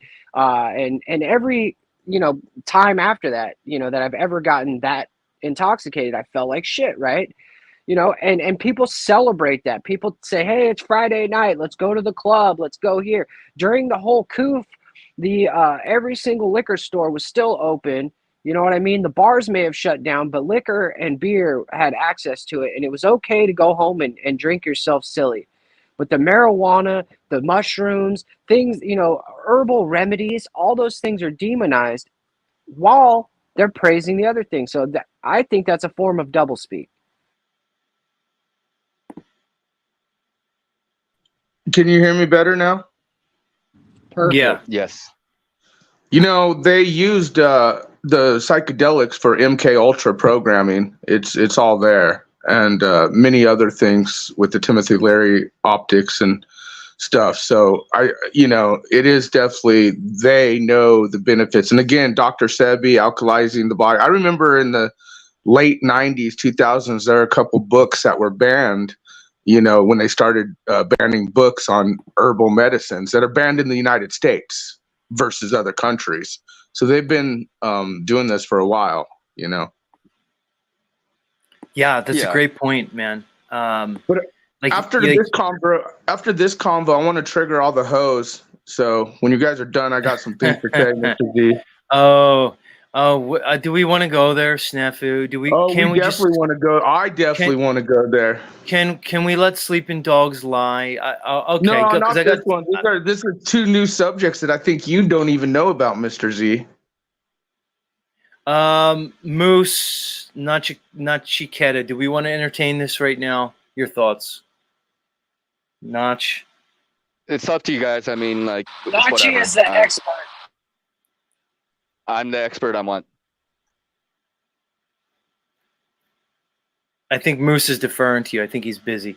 Okay, go ahead, Snaps. We'll indulge. Floor's yours. Well, I find it funny, they're gonna.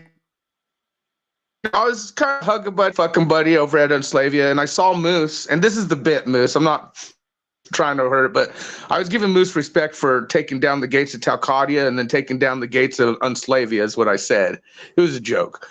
But Mr. Pauly Boy and I were having conversations. I was kind of talking to his cult members.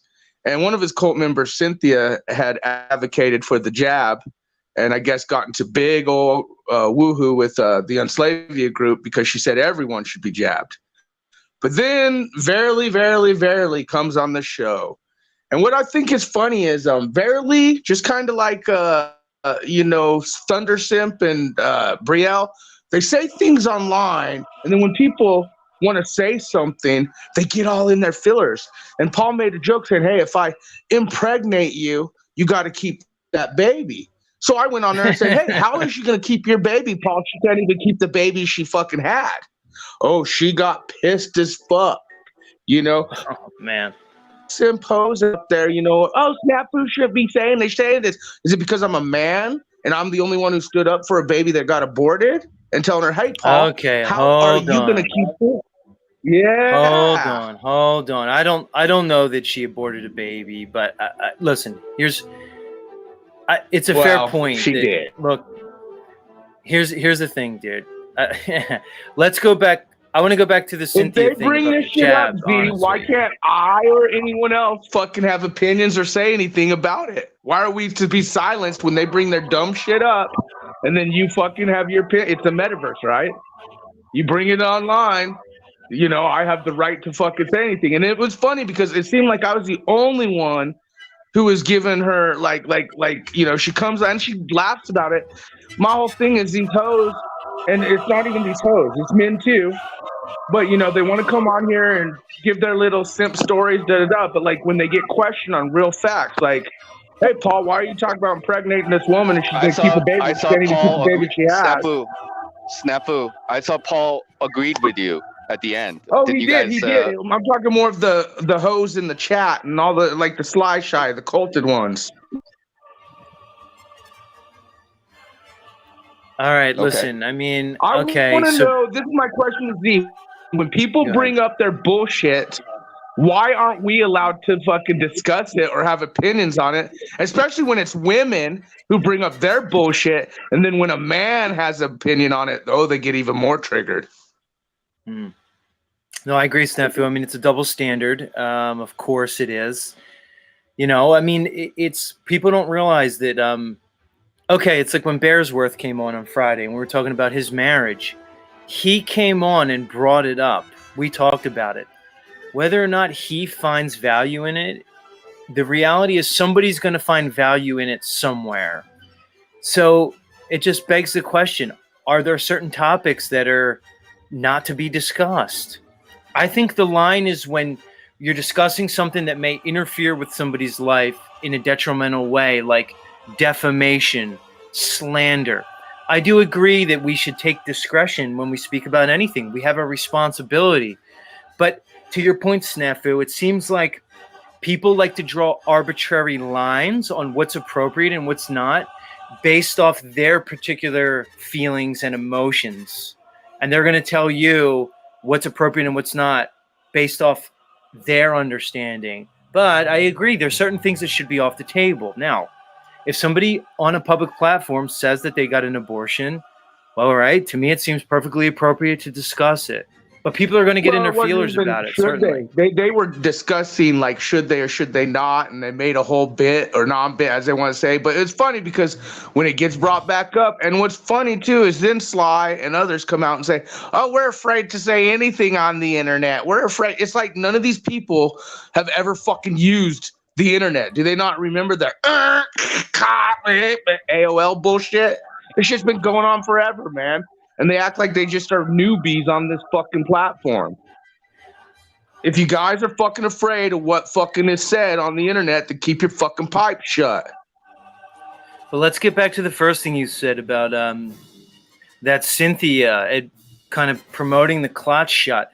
Was she so unaware of her environment to not understand how that would be received, or is she just confident in herself where she's just going to say, hey, yeah, like I promote it, I believe in it? And what does that say about her discretion, if so, that she kind of believes in hashtag science? I mean, to me, it almost discredits her on a lot of levels moving forward. I think she only discredits herself. I don't think it's a discredit to, let's say, the person hosting the panel, like, but it says something about her. Go ahead. I'd like to hear what you guys think about this revelation. It's new to me. Go ahead. I asked her to come up last night. I know she'd be watching Paul. She's the biggest culted one there is. And I don't know if we're going to see her come up and discuss this. I missed it. That's why I asked Paul what happened. Everyone was talking. Apparently she fought for she said everyone should be jabbed, not just her. She said everyone should be jabbed. Yeah, I mean, talk about not knowing your audience. Go ahead. I would I'd throw her ass out too. Like I said from the first day, there's something questionable about her. And I've been, every day I'm on her ass about something because I know that there's something questionable about her. Whether she works for the government is beyond me, but promoting the jab, Mr. Moose, why that's she wanted just your social retarded. security number. Now you know, Mr. Moose, why she was What even. are you talking about? She wanted my social. What are you talking about? Everywhere she went, she had questions, very, very specific questions: who, what, when, where, why. She even named herself Cynthia. I have a question. While she was avoiding questions, people were asking her. Well, okay, so obviously, this issue with the jab is a very big one, and like Paul had his channel, stricken, so I think we should be very careful how we, approach this topic. I think most everybody here have a very Mr. Knopf, he wasn't being honest with you guys why his channel got fully stricken. But can I finish my thoughts before you interrupt me, please? So just to finish this thought, basically, like if we have to understand like what is our individual position about the jab. I think I would assume most everybody here are on the same page about it, and then it's been a very big dividing line between people. So and I heard that conversation actually live, and yeah, she took that position where she felt that she was justifying her actions, and she felt that it was something that that can be applied to everybody else. And obviously we don't feel that way. A lot of us do not feel that way, right? So I can understand why Paul felt the way he did in regards to her. Well, that's funny because his discernment was so off because many of us called it out way before the jab optics came forward. But Yeah, but that doesn't, hold on, number Snafu, two. that doesn't mean his discernment's off because he has somebody on his panel. Just because Well, someone's on your no. panel I'm doesn't talking mean, about hold on, discernment it of the doesn't, person. when someone's, Not whether they're on the panel or not, Z. I mean, No. do we that's know not his true. feelings towards her? I mean, I'm not No. aware of his feelings He was towards using her. her for Right? content, just Right. like everybody Paul was else. saying that he is willing to wait, weeks or months. He knew what was coming, and that's what I heard. He said that he's willing to wait months for people to show themselves and So show since what their real values are. Nacho, since you've seen it, because I missed it and many other people did she truly advocate that all of us, like, is that just what people are saying in chat, or did she actually say all of us need jabbed? I'm Look, not going to try dude. to put words in Right. her mouth. Typically, Well, if you somebody heard it. took the hold on, if somebody takes the jab, it's very likely that their feelings on the jab would be that they would probably feel like everybody should take it. They wouldn't just do it and be like, well, put it this way, very few people probably would say, well, I took it, but I don't think you should.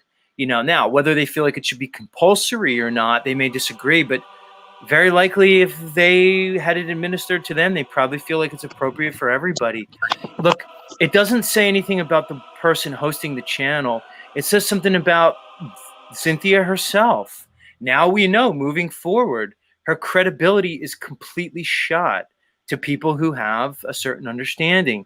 That's really all it is. But let's welcome Bizwoofer to the stream. Biz, Hey, what's up, man? guys? How's it going?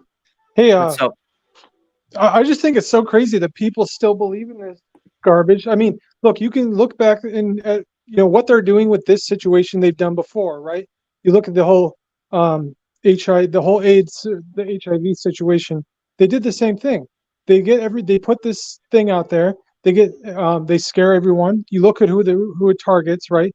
The gay, the black communities, and then what they do is those are the expendable ones for these societal controllers, and they prescribe the medicine. And then what are they prescribing to these people? If you look closely, it's poison. So basically they're selling the poison that's sure to kill people for the disease that's scaring everyone that's supposed to kill people. And they're doing the same thing with this other situation. And we already know the increase in the myocard, all the situations with the heart defects taking place. It's everywhere, and the risks are just now coming to light that you have over a 2% chance of dying from a heart condition if you take this thing. And that's just what we know to this point. So who knows what any future revelations are going to reveal about it. So I don't know. It's like you got to be able to research and do these things. They're counting on people not doing the research. That's why they bring it out. They throw it down our throats so fast. Nobody has time to figure out what's going on. It's not really properly tested. There's no long-term testing, right? And then you get called the kook if you say, well, you know what? I have hesitations about this. I don't want to throw something in my body that I'm not totally aware of or what it's going to do. Then you're the one who's on the wrong side. You're the one who wants to kill grandma, because the media is out there pushing this stuff. And it takes someone with a brain to sit down, take a step back, take a breath, and go, wait a minute. I'm not sure this is the best thing for us to be doing, It's the world pushing it. It's not just the media. Remember, Trump and Biden are both on the same page. Well, here's the thing, guys. Everyone's it's emotional. Yeah. Right. We like to think of things in compartments, right? We compartmentalize. We say, oh, it's Trump, it's the politics, it's the media. It's just one system. The media, the government, it's all just one thing. Yeah, it is. It's, it all just appears to be puppet structures of sort of a worldwide syndicate. It appears to be bloodline families that are running this thing just like a fucking mafioso. So we think, oh, it's the media. It's this. The media is just a propagation wing of this NWO, whatever the fuck it is. They're Even just Russia- pushing an agenda. Go ahead. Even Russia and the United States are on the same side. They make it look like, oh, they're against each other. No, they're not. Well, Russia and the United States, the elites in both countries have been working together. They've been collaborating on the UFO secret space psyop shit for ever since it started, and people behind the scenes, and they keep both of our populations in check, being scared of one another. It's crazy. That's And true. it is. It's all one system. Yep. I find it Absolutely. interesting. It's This is funny multifaceted. too. Everyone know. talks about whether you took it or didn't take it. People are forgetting about the stuff in the skies or the new laws being passed in our foods and things like that. So whether or not we had decide to take this or not, imagine what the things that they are already, and we know the nanotechnology patents for cellular manipulation with the stuff in the skies, with the mDRNA in the foods is there. The patents exist. So it's like funny because we talk about like, oh, are you a jabber? Are you not? Did you take it? And it's like, I get that's a conscious choice we have for what they're pushing. Imagine the stuff that they're restricting us from talking about that still provide the same technologies and the same infiltration into our bodies and cells that they're using that we are discounting. What you say may or may not be true, but it's about the matter of principle. What you decide to stand on, right? So you can say, well, so it doesn't really matter if you get the jab or not, because ultimately it's going to end up the same way. So for the convenience, quote unquote, of life and having access to. What's that? I do think it matters though, because I think it's more it's just different beta tests in different ways. I feel like the jab's like fully beta, it's just, I'm sure that I'm sure our bodies are already infiltrated with so much more than we could even realize. Well, I don't know about that 100%. Do you guys care if I address that comment? Somebody said, let's just stop talking about this or whatever. See, I couldn't disagree more. Like, I understand, time does keep moving and we got to keep going, but at the same time it's like people want to say, well, don't talk about this, don't talk about certain events that happened, not just this what we're talking about now, but also other psyops, and I don't agree with that. I think we have to keep talking about it, keep pointing out what happened, keep trying to understand these things more. See, that's what they want us. They want us to go from one thing to the next without thinking about it. So you're just on to the next thing. You're on to the next thing. It's like a Pavlovian dog, like a goldfish. You're going from one thing to the next, and I think we do have to. I'm going to keep looking at this stuff. I'm going to keep studying it and keep having conversations about it. Yeah, Biz. You know what I mean? Whoever Maybe not said agree that, with that, but Here's whoever hold said on. that Let me is let me say this real quick, Snapfit. Hold on. I kind of agree with Bizwoofer there because to me the jab, it's not even about the jab. It's a seminal event in our modern times, and it basically is a fulcrum point through which we can discuss the larger macro issues that we find ourselves in.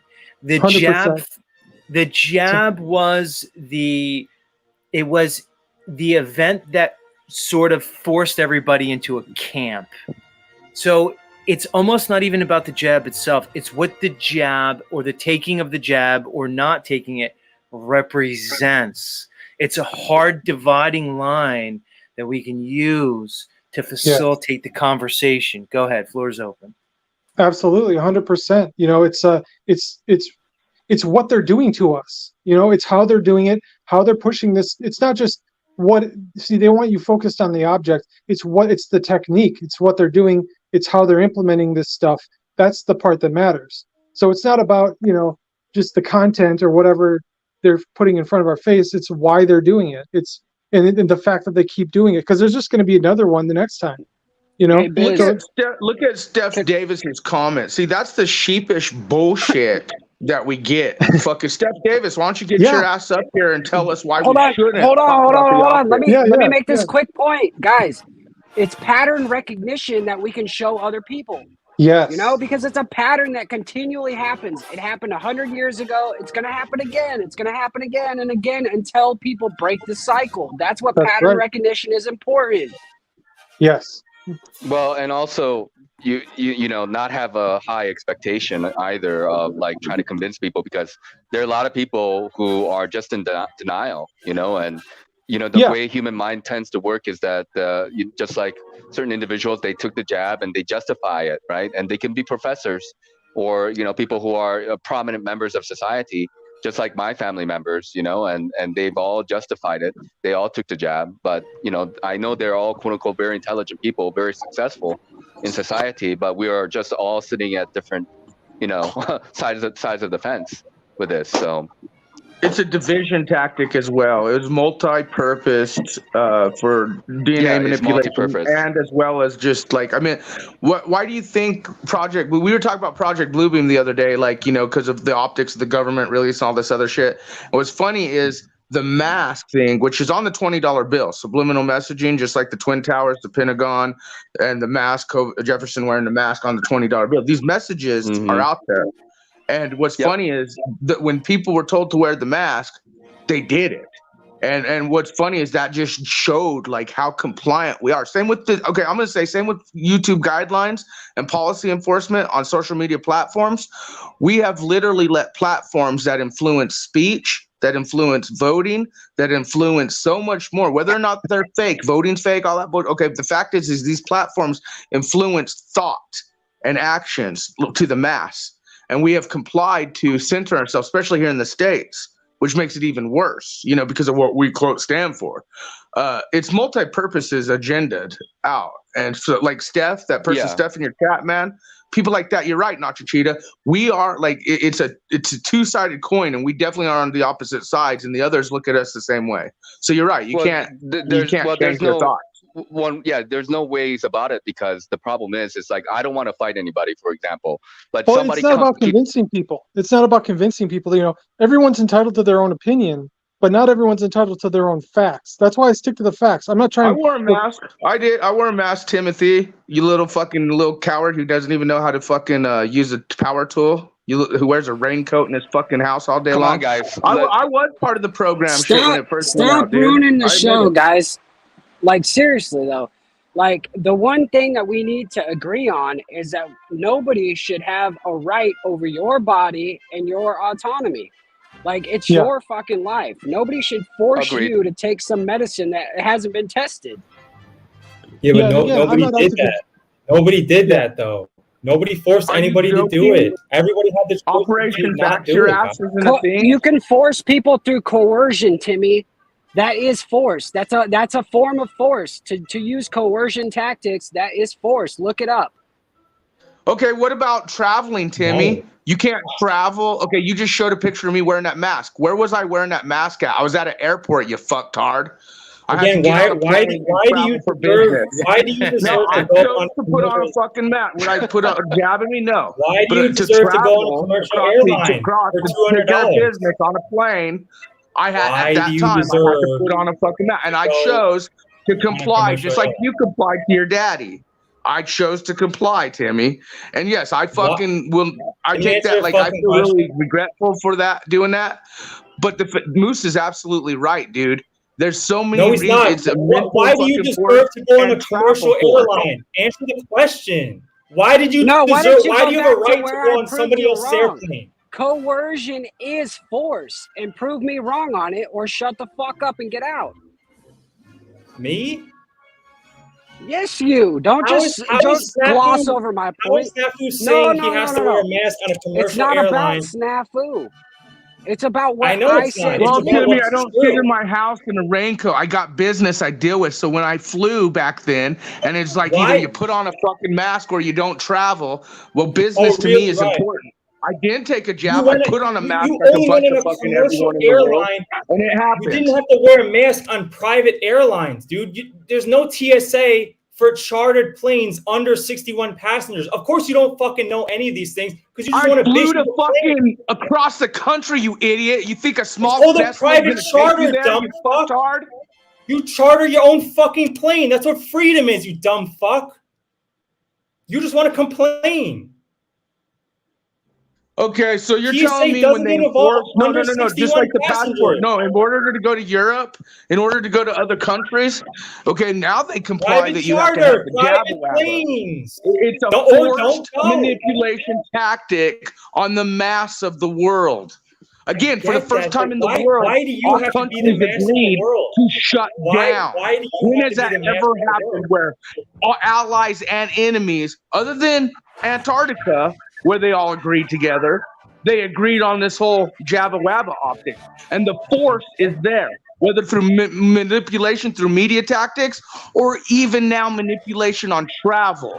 I get it, but like, can we take personal responsibility for our lives? If you didn't build the plane, like, why do you deserve to like do whatever you want? When if Satan's airline wants to like, they want to fuck you in the ass to get on board, like, why are you like, let me on and don't fuck me in the ass? Like, I don't understand that. Why? I'm just talking about, we're talking about like freedom here. Why is that a requirement? They can do whatever they want, in my opinion.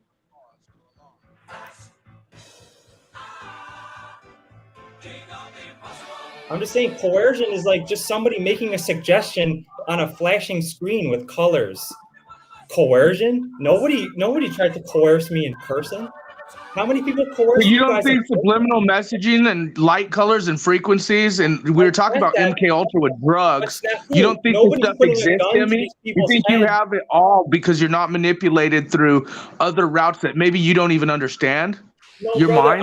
I just have been a discerning individual for like 20 years, and then like I don't take the idiot box, like what they say, as like my Bible. So like these people that just that can get manipulated, like I think you think too low of people. I think you're like victimizing for them, and I don't want to do that. We're all like incredibly fucking intelligent and wise at birth. And then, like, what the fuck happened? We're all the one sperm that found the egg. Tim, and I look around, and most people are fucking failures, and it's a joke. I think people are stronger. We shouldn't, get out of It here. could be. Come on, man. People are stronger Tim, than that. 1 second, sir. Hold on 1 second. And I don't disagree with you. I think there's a potential for humanity to be stronger than the way they have represented themselves. But the statistics show that there are a lot of people who complied, and masking and wearing gloves, that's just one end of the spectrum. Obviously, people who got the jab and boosted up, that's another end of the spectrum, that we have to all kind of be in understanding of, and mass media does have an effect on quote unquote society.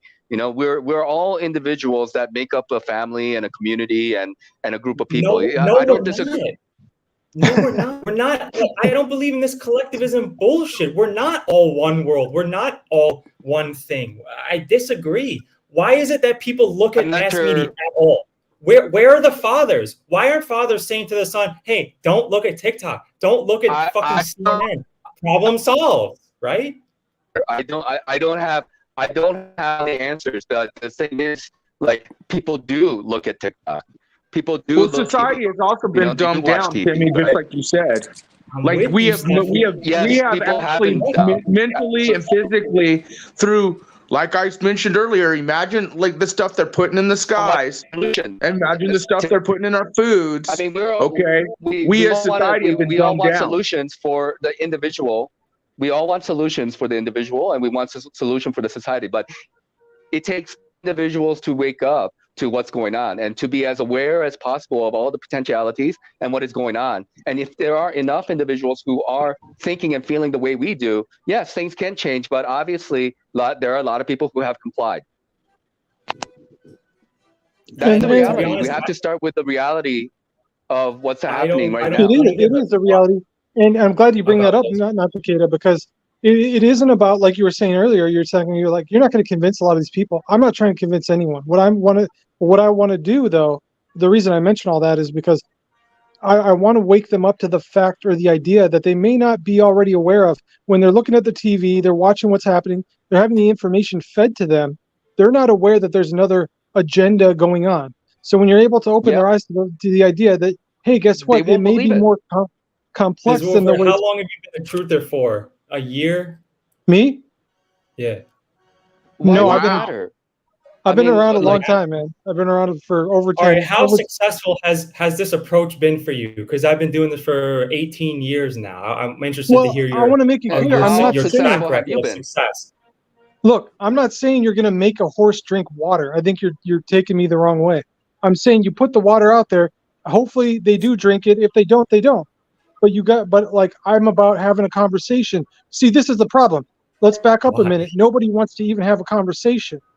Okay, so look around. How many people are even talking about this? It's just our channel. It's just our little neck of the woods. You know, the Millions of conversation. people, man. It's like mainstream at this point. Everybody's talking about this and that and this agenda and that agenda, and like Yeah, but they're nobody's not really. doing They're not really. anything They're in not their own sticking to the lives. facts. They're going off on their own opinions, and they're just spewing off on whatever they feel like. You know, it's not about sticking to the facts. It's not about research. It's not about any of that stuff. It's just about I don't like this. I don't like that, and we're going to talk about my feelings. You know what I mean?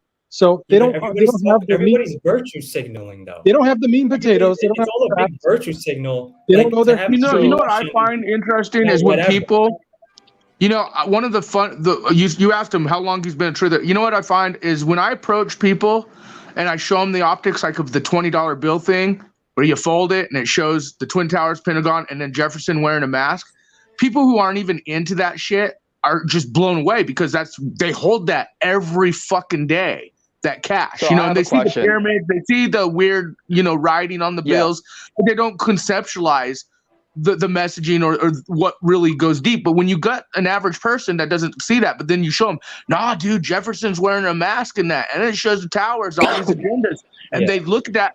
They actually do say, hey, maybe I should look into this stuff. And there's different ways to Snafu. show these That's people great. and warn them. And you're supposed to be a fisherman, Timmy. You're supposed to, But, whether you're Snaps. religious but or I want not, to you're know. supposed to I warn your want to fellow know brothers and the sisters success about these stories agendas. that. Take a breath real quick. Take a breath real quick. So, anyways, a lot of people also don't think that the Freemasons do much of anything or control much of anything. Yet, if you come to my little town, there's a Freemasonry lodge that is like 200 years old, and they have events. The Masons have events in this tiny, tiny town. They have events all the time. They pretty much own like tons of land.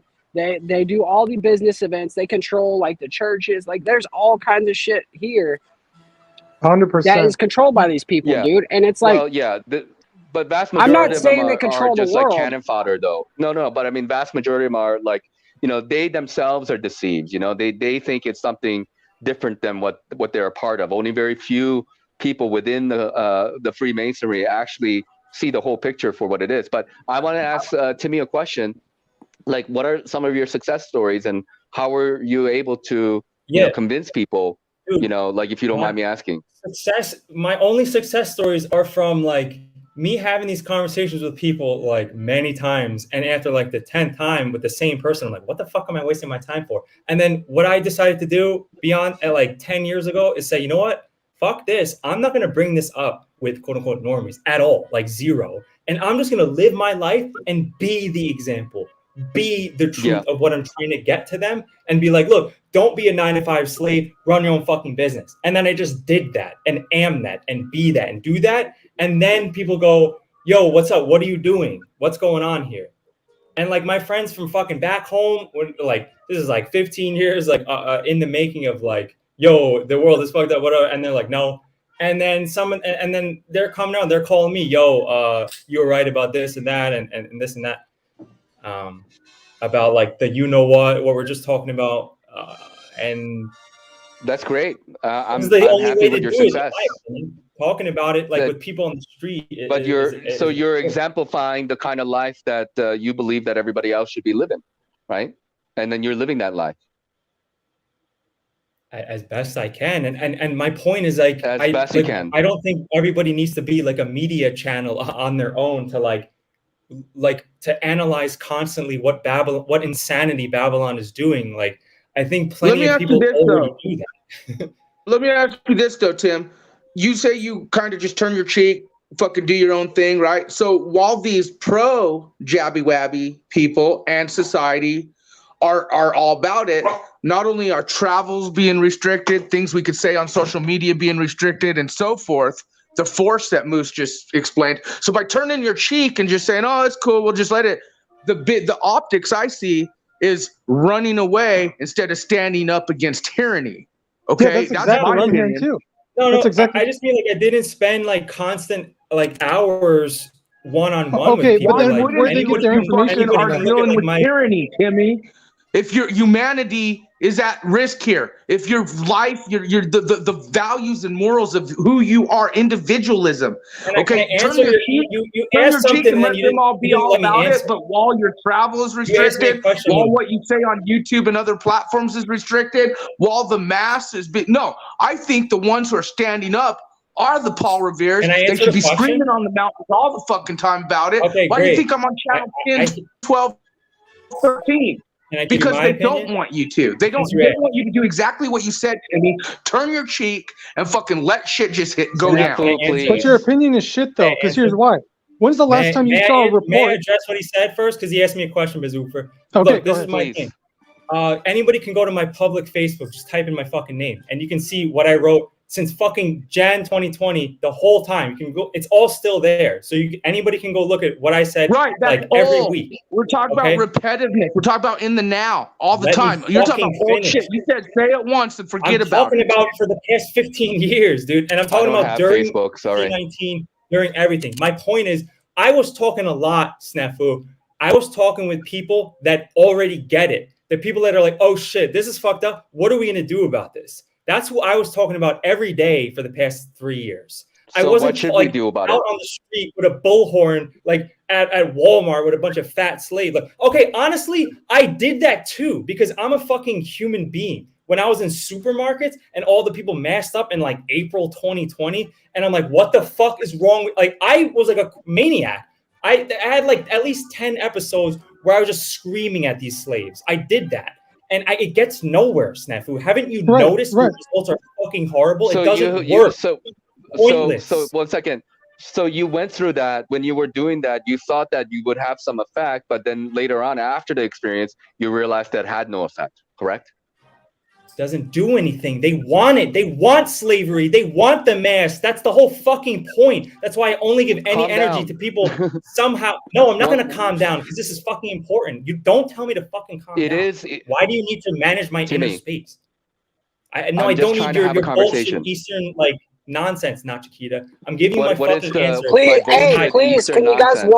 one-on-one, please? This is just the truth. Like, what do you I want just from me? want I to have a talk to people conversation. that already get it. I don't have So time for yelling fucking and station screaming on retards the Stop internet. having talking no over idea. each other, please. One at a time. Go ahead, Timmy.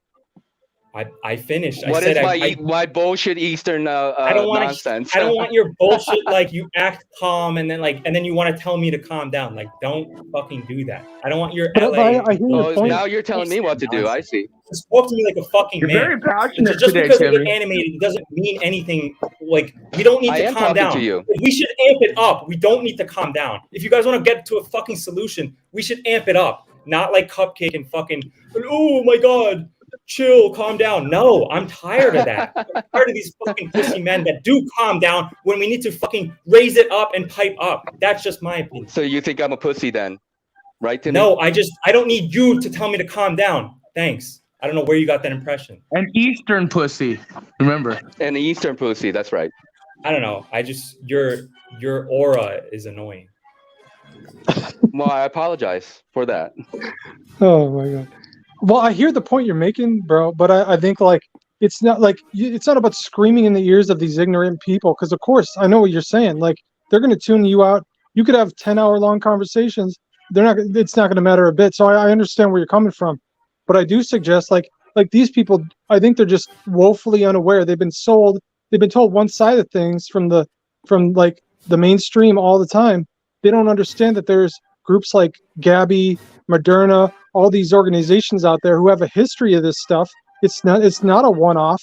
So when somebody comes around, like I had somebody tell me, "Oh, you get this thing, or you're putting these old people at risk," and he really believed it. Well, what he didn't understand is like they've done this rollout. This is nothing new. They've done this before. They have a history of this, and they're not aware of that history because that history is not getting told to them on the news.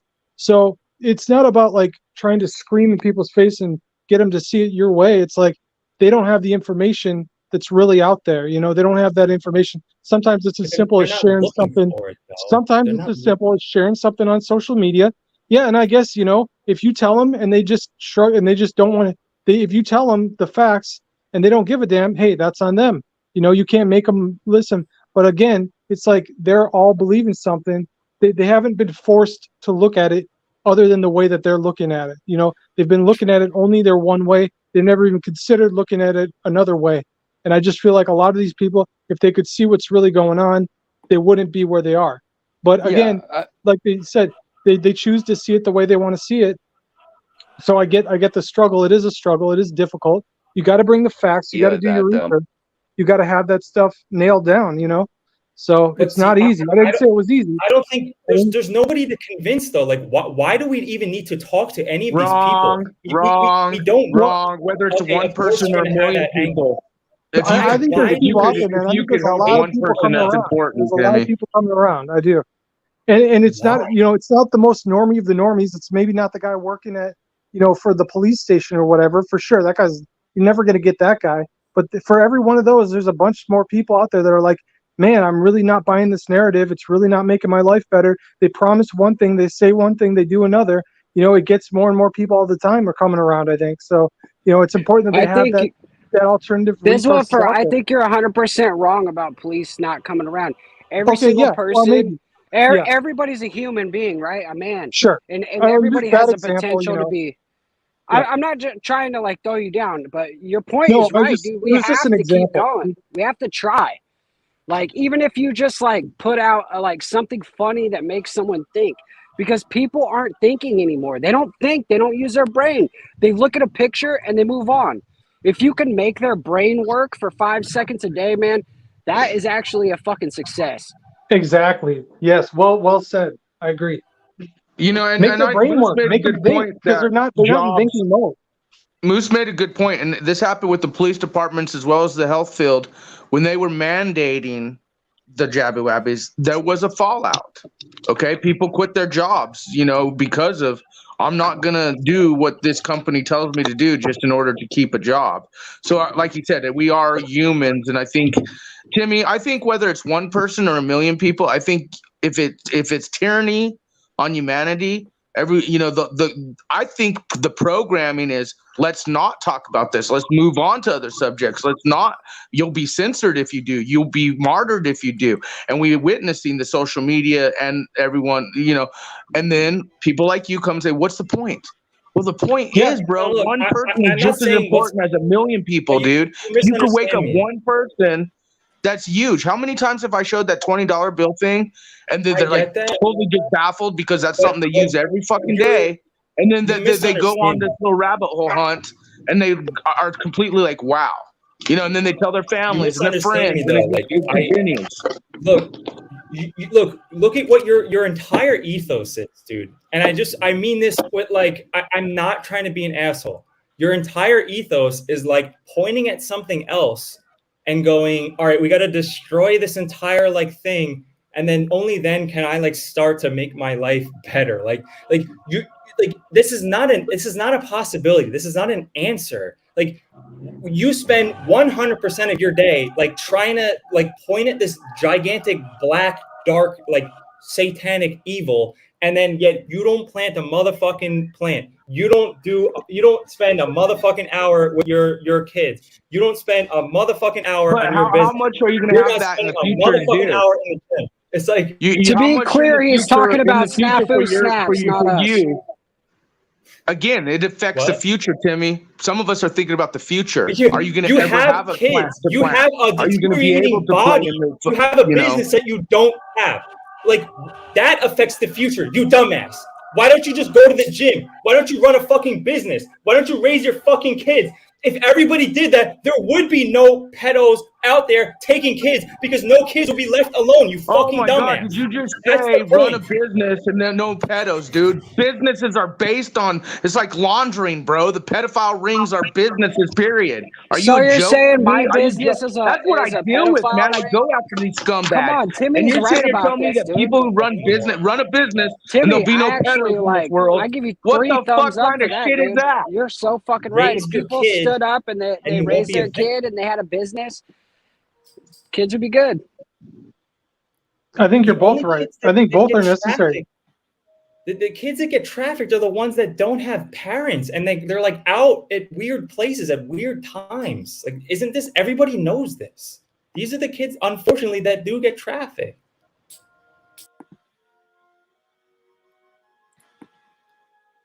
What's going on, Slash Eye? Good morning, brother C.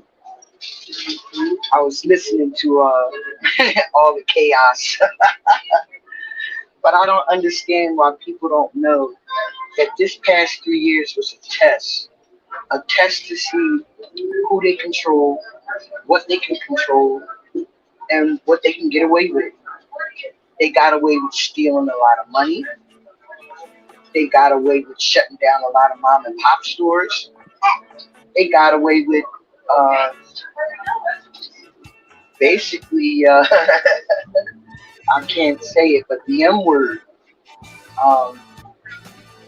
People don't understand when they controlled this thing, they made the corner stores scared. They told the corner stores, if you don't make people wear a mask in your store, you will be right? So that's why a lot of stores were mandated or was forced to tell people to wear masks in the stores. They didn't comply. Backdoor. If they didn't comply, that they would be fined. They would be charged money. So a lot of people were scared. They would lose their business. Right. You know what I mean? Slash Eye, hold on, Slash Eye. Are you on a SEPTA bus right now? SEPTA is the Philly buses, Yes. right? Yes. Nice. How is it? Like, are people like back to normal, or are they still all scared and masked up and stuff?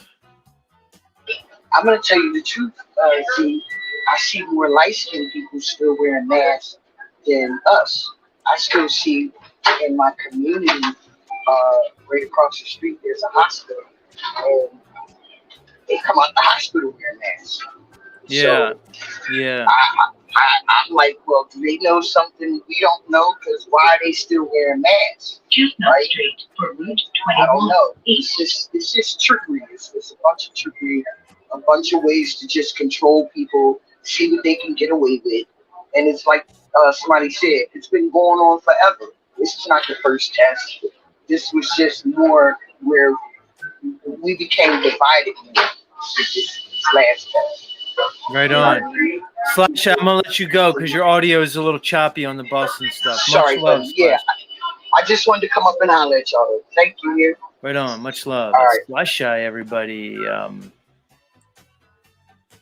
Slash Eye on the SEPTA bus.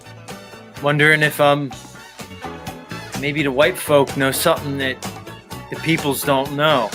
Now, it's possible. I just kind of think the peoples, Slash Eye's peoples. I mean, we're all peoples, but I think they're just maybe they get it a little bit more. Maybe they're not as afraid as some of them white folk coming out of the hospital there. Let me start bringing some people back up. I have some questions for different people. I'm going to bring up Nachiketa first. Nachiketa. And we'll just leave Slash Eye's music on since I don't have music yet for Notch. Where the fuck is Notch? There he is. Hey, Notch, you still there? You still got audio? Yes. Nice. So I wanted to address a couple things and get your thoughts before we get some other people back up here. First of all, I thought it was interesting when Timmy, what was his comment? Your whole, what did he say? Like your Asian thing, or I forget what he said. Eastern philosophy nonsense. Yeah, that's what it was. Your Eastern philosophy nonsense, which is funny, Timmy, because I'm pretty sure Timmy lives in Vietnam, and he's like literally in an Eastern Asian nonsense country right now, which is funny. But we'll let him up to talk. But so you could address that if you want. And the other thing was the consistent premise that Timmy presents is one of radical accountability. But I tend to resonate with Moose said also when he said, "Hey, isn't coercion a form of force? If somebody's coercing you into something, if your life is being pushed in so many ways, squeezed, the threat of losing your profession, your job, your means of income, of supporting your family, feeding them, if that's being used as leverage against one to make a certain healthcare decision, can we not consider that force, Nachiketa? Your thoughts?" Yeah, I mean, I wouldn't disagree with that. I mean, again, like does force mean like, guys in like a black, SWAT team suits and putting a gun on your head and you're gonna take the jab or we're gonna strap you down? Yeah, that's definitely force, but we know there are other types of manipulation that exist out there. And look, I don't think we're in disagreements at all. Like Timmy and Moose, everybody else. It's just that our approaches might be a little bit different. I think this is multi-pronged attack against the individual, against society, and having quote unquote radical accountability is a good thing as long as you live up to that standard. And if you are able to live up to that standard, that's great. You're exemplifying what you're preaching. That's a wonderful thing. Just for me, my experience of having been on different panels, and I was also a part of like an unvaccinated group on Telegram and Clubhouse as well, and I had like hundreds, if not thousands, of hours of conversation about this. And I've spoken to a lot of people who are very intelligent, but they're coming from a completely different angle of things, and they don't believe in conspiracies and they don't believe it exists and stuff like this. And I, on the other hand, I believe that conspiracies do exist, and they're very nefarious and clever in the way they approach, how they manipulate people. So that's my position. Yeah, Right. force can. It depends on how you define force, but yeah, I would say it's quite forcing. If you're manipulating people in the way of like chemicals or dopamine hits, whatnot, it doesn't matter. There are subtle forms of manipulation that people are subject to. Right. Because although I value Timmy's perspective, I always like to augment it with the other side, in that we find ourselves in a world where the things often present themselves in shades of gray as opposed to black and white. Whatever this realm is, and if some ideal may exist in the abstract, we seem to find ourselves in a materialistic world, one where we find compromise seems to be part of survival. Now, that doesn't mean one needs to compromise their morals, ethics, integrity, and values, but in other ways, maybe it could be argued that we all do it each and every day. I see the world like that a bit more. So the philosophy of this radical accountability espoused sometimes to me seems unrealistic. I often find that those who are espousing that type of philosophy tend to be in a particular position in their life.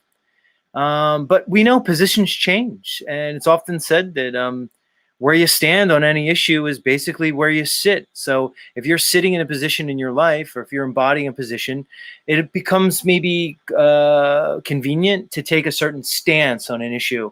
But when we find that our life conditions change, we may even change our stance. To me, it comes down to our belief systems, because fundamentally, Notch, I think our beliefs are what dictate pretty much everything in our realm and our experience in this realm, because our beliefs dictate our thoughts, and our thoughts dictate our actions and behavior. And getting back to what you were saying about some of these groups that you're in, and some people don't believe in certain things that you may believe in, it's when our beliefs change that our paradigm changes, and thus our life. And often, and I'm going to let Bizwoofer up next to weigh in, is we sometimes are not aware of our underlying beliefs. We accept them as reality. We accept them as abject truth, much like the globe belief, Notch. Most people have a paradigm of this reality that is formed by their belief in a heliocentric model in a solar system in billions of years of human evolution. Once you can uncover within oneself that that is simply a belief and nothing else, once you can realize that you're basing your entire model of reality on a belief, you could then begin to change. But let me let up Bizwoofer. Bizwoofer, what do you want to add to this combo? Yeah, I think you are hitting on some very pertinent points, because it really ties into exactly what I was talking about earlier. Like, a lot of people buy the globe thing, but they never considered how ridiculous it is that you have to travel 17,000 miles per hour to leave the atmosphere. They never really sat down and thought about that. So those cognitive gears have never really worked in that direction before. So if you can get somebody to sit down and go, wait a minute, let me think about that. 17,500 miles an hour just to leave the Earth's atmosphere. How the hell did we go to the moon? Is that even possible? Let's think about if that's even possible. That's like 5 times the speed of a bullet, of a speeding bullet going through the air. So is that possible for a space shuttle to go that fast? If somebody wants to make an argument that it is, that's fine. I think it's ridiculous. I think it's clearly somebody's lying to you. And once you can figure that out, once you think through it, you can figure out, yeah, I think we have been lied to. I'm being lied to. Then I think you've won the battle in their mind. Because right. Yeah, because And the forces that be want to prey on their not knowing that, not thinking about that. right, because they want us all to believe things without knowing them. Yes. Without actually really putting those beliefs to the test. And it comes back to this whole conversation we're having this morning about the jab and the pandemic, is that if your paradigm is one in which you believe in hashtag science, you believe in all these things that are presented to you, then of course your thoughts and then your actions are going to be clouded by that. That's why I'm always going back to certain fundamentals, because the reality is you don't really have to have the conversation about the jab with people. Maybe the better conversation is challenging their belief systems, because then once they can go through the process of at least discovering that the things that they accept as true, the things that they accept as axiomatic in their reality are actually just beliefs, then they can begin to unravel the illusion and delusion that they may be in. Let's set up Jay. Jay, are you there? You have anything to add to this? Yeah, man. Hang on. Yeah. Can you hear me? Yeah, you're good. What are your thoughts about this? Yeah, I would say because they're coming, their belief in the globe and everything, so their foundation is from a false spot. What they're believing in is just from a false spot. Right. But and here's the thing, Jay, I don't mean to cut you off, but I want people to notice this, because it's not about the globe. It's about belief in something that's not true, whether it's the globe, whether it's germ theory, whatever you want to think about that. That's my opinion. Whether it's, again, we evolved over billions of years into the humans we know today, of men and women, just to show people that what they accept as truth is a belief. It doesn't even have to be about the globe. It's showing them that what they accept as science may have been just a presentation given to them and may not hold up to objective reality. Let me let these other guys up, and then we're gonna let me just let everybody up. Let you guys kind of weigh in. Isn't it too bad we don't have Paul's girlfriend Jennifer here to teach us about the Earth and spinning? I think that would be beneficial. Snafu, leave it to you to kind of just pull something like that out of nowhere. Well, she is a teacher. She is a teacher, dude. She is a teacher teaching the young. She is a teacher teaching the young kids, society stuff. And yeah, but Moose, that's every teacher. To point Jennifer out would be disingenuous and not a fair thing, because every teacher teaching elementary school believes they live on a spinning globe. Every single one of them, dude. You wouldn't be a teacher and not think that. I had one teacher in high school who didn't believe it. He told me the earth was flat in 1995. And he was like 70 some years old and retiring. And he was like a math whiz. Other than Yeah, I that, they heard all you say just, that. they're That's just amazing.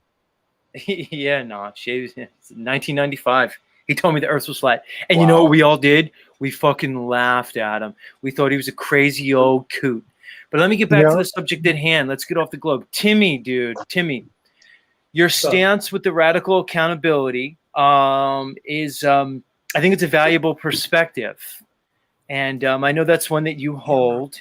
But I wonder, I'm going to present this to you, Timmy. I wonder if you would find yourself, and this is obviously a hypothetical, we don't know, but I wonder, Timmy, if you would be finding yourself in different circumstances in your life, if your thoughts may change regarding this. I wonder if it's convenient. I wonder if it's convenient for you to hold these thoughts as opposed to, let's say, a father of 7 who lives in Iowa and he works at a plant who forced him, quote unquote, forced him to get the jab. I wonder if his particular circumstances led to his ideology, much like your particular circumstances may be leading to your ideology. Go ahead. Floor is yours. Yeah, I mean, the word circumstance, like it literally means the circle around that which you stand, right? Circumstance. So, like, what do you stand for? And then the circle around that is going to be what your circumstances are. So, I don't think circumstances are random, right? Like, I take full accountability and responsibility for my life. So, yeah, the circumstances around me are. They're an effect of like what my thoughts and beliefs are about a thing, and that's just the effect of thousands of hours of where I've thought about these things and have implemented them. So, you know, the guy in Iowa, like, why hasn't he done the same thinking that I have? Like, we all have 24 hours in a day. So, you know, like, I just don't buy it after 20 years, especially after 2001. Like, whoever just decided to not look at that is just like that's inexcusable to me. It's like, you want to call yourself an American or whatever you want to call yourself, a patriot. It's like, you just look at that and then just like look away is like, to me, bullshit. So You're just better. those folks have had 22 years, in my opinion. So I don't really buy that. It's like, oh, You're I'm just simply better. I'm a single mother, and like, bro, why are you a single mother? Like, take responsibility for the situation that you're in, right? So, you know, and ultimately, my whole point here is that I think most people, they think themselves as like some little worm, and then the big bad world out here and all these systems and all these big bad people and evil people, that it's so big and powerful, and like everybody wants to like, oh, I'm this little worm, I gotta like dot bob and weave and like avoid everything. And I just don't accept that. I just don't accept that we're a bunch of weak little bitches, weak little worms, and that these big bad, look at these people that are the quote unquote you know, masterminds. And I get it, there's people behind them, right? But I just don't buy it. I think it's all smoke and mirrors, and I'm not afraid of them. And like, I think more of us should be that way as well. Like, people set the bar way too low about what they can be and who they can inspire and accomplish. That's my only point. I obviously want to speak out, and there's times to speak out, but the majority of my time needs to be spent on like building things that are a new paradigm, not constantly focusing on the thing I want to destroy or like avoid. That's my thing. Yeah, Sammy, can you hear me? What's up, man? Yeah, we can hear you. Go ahead. So, what if I got hit with a bunch of, like, a lot more of the bullshit than you did, though? You know? So, isn't that going to change it up? Like, say what they're putting out there, you know? What if I get hit with more of it than you did? You had it way less than me. Talking about like aerosols, like stuff from the planes. Any of that. Like the propaganda he's saying, like what I want to speak for Jay, but I think the point he's bringing up is again back to the circumstance one may find themselves in. Somebody who's maybe wasn't let's say exposed to a certain level of education or a certain level of knowledge, someone who grew up in circumstances that shifted their life in a direction that they may have been disenfranchised and disempowered, right? Again, circumstances and that how that may color the way they look at things. But go ahead, Jay. Continue, please. Sorry. Yeah, basically that's about it. Exactly. Yeah, I mean, I think that's a cop out. It's copium. I mean, I told the story before. I went to Africa and I thought I went for 2 weeks in college, and I thought me and my buddies were gonna go and like do something and like help build a school. And when I went there, I had this tool and it broke. And I had a screwdriver. It was a screwdriver, this little like knife screwdriver thing. And I was playing with these little these little kids, 3, 5. They can't speak English. It was 6 o'clock in the morning. I woke up early. We're out there playing with a fucking box. One kid would push the other in this little box, no wheels, nothing. The box broke, and my screwdriver wouldn't work, and I didn't know how to fix his little box. The kid took the thing out of my hand, looked at it, and started to use it as a hammer to hit the nail in. So I don't accept this concept of like, oh, upbringing. Like, we're all the children of God, in my opinion. So like, we all have the capacity for like infinite wisdom. So the kid actually knew how to use a tool better than you, Timmy? He does. He has to figure it out. I went to Sicily in the 90s, man. When I was over there, what I did is I just adapted to learn the language. I didn't let the boy take the thing out of my hand. Yes. So my point is that we all have these different. Yes, where are you from? Me, California originally. Oh, okay. All right, everybody. I'm ending the show. It's that time. Yeah. Much love. Much love. If anybody Thanks, has any Z. burning things they want to get out, now's the time. Love you, Z. No, yeah, it's all Good good. show, Z. And all you Yeah, little take care, fucktards everybody. who bring shit up on the metaverse like Verily and Jennifer and all you little fucktards. Hey, this is the internet. And the Super optics great are to high. be with all you guys. Nachiketa, good to see you, man. Snafu, good to see you. Z, thanks so much for having me up here, man. Peace.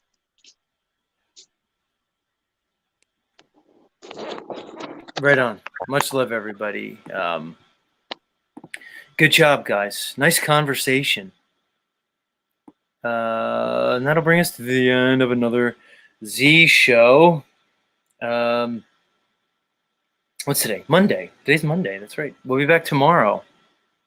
I'm just reading the comments. We'll do it again. 6 a.m. Eastern Standard Time. And I appreciate it. Look, there's OTW. At least he's in chat there. OTW. Anyway, I got to end it. Sometimes I just want to keep going. Like, I would have loved to keep going this morning, but we can do it again tomorrow. Much love, everybody. Take care.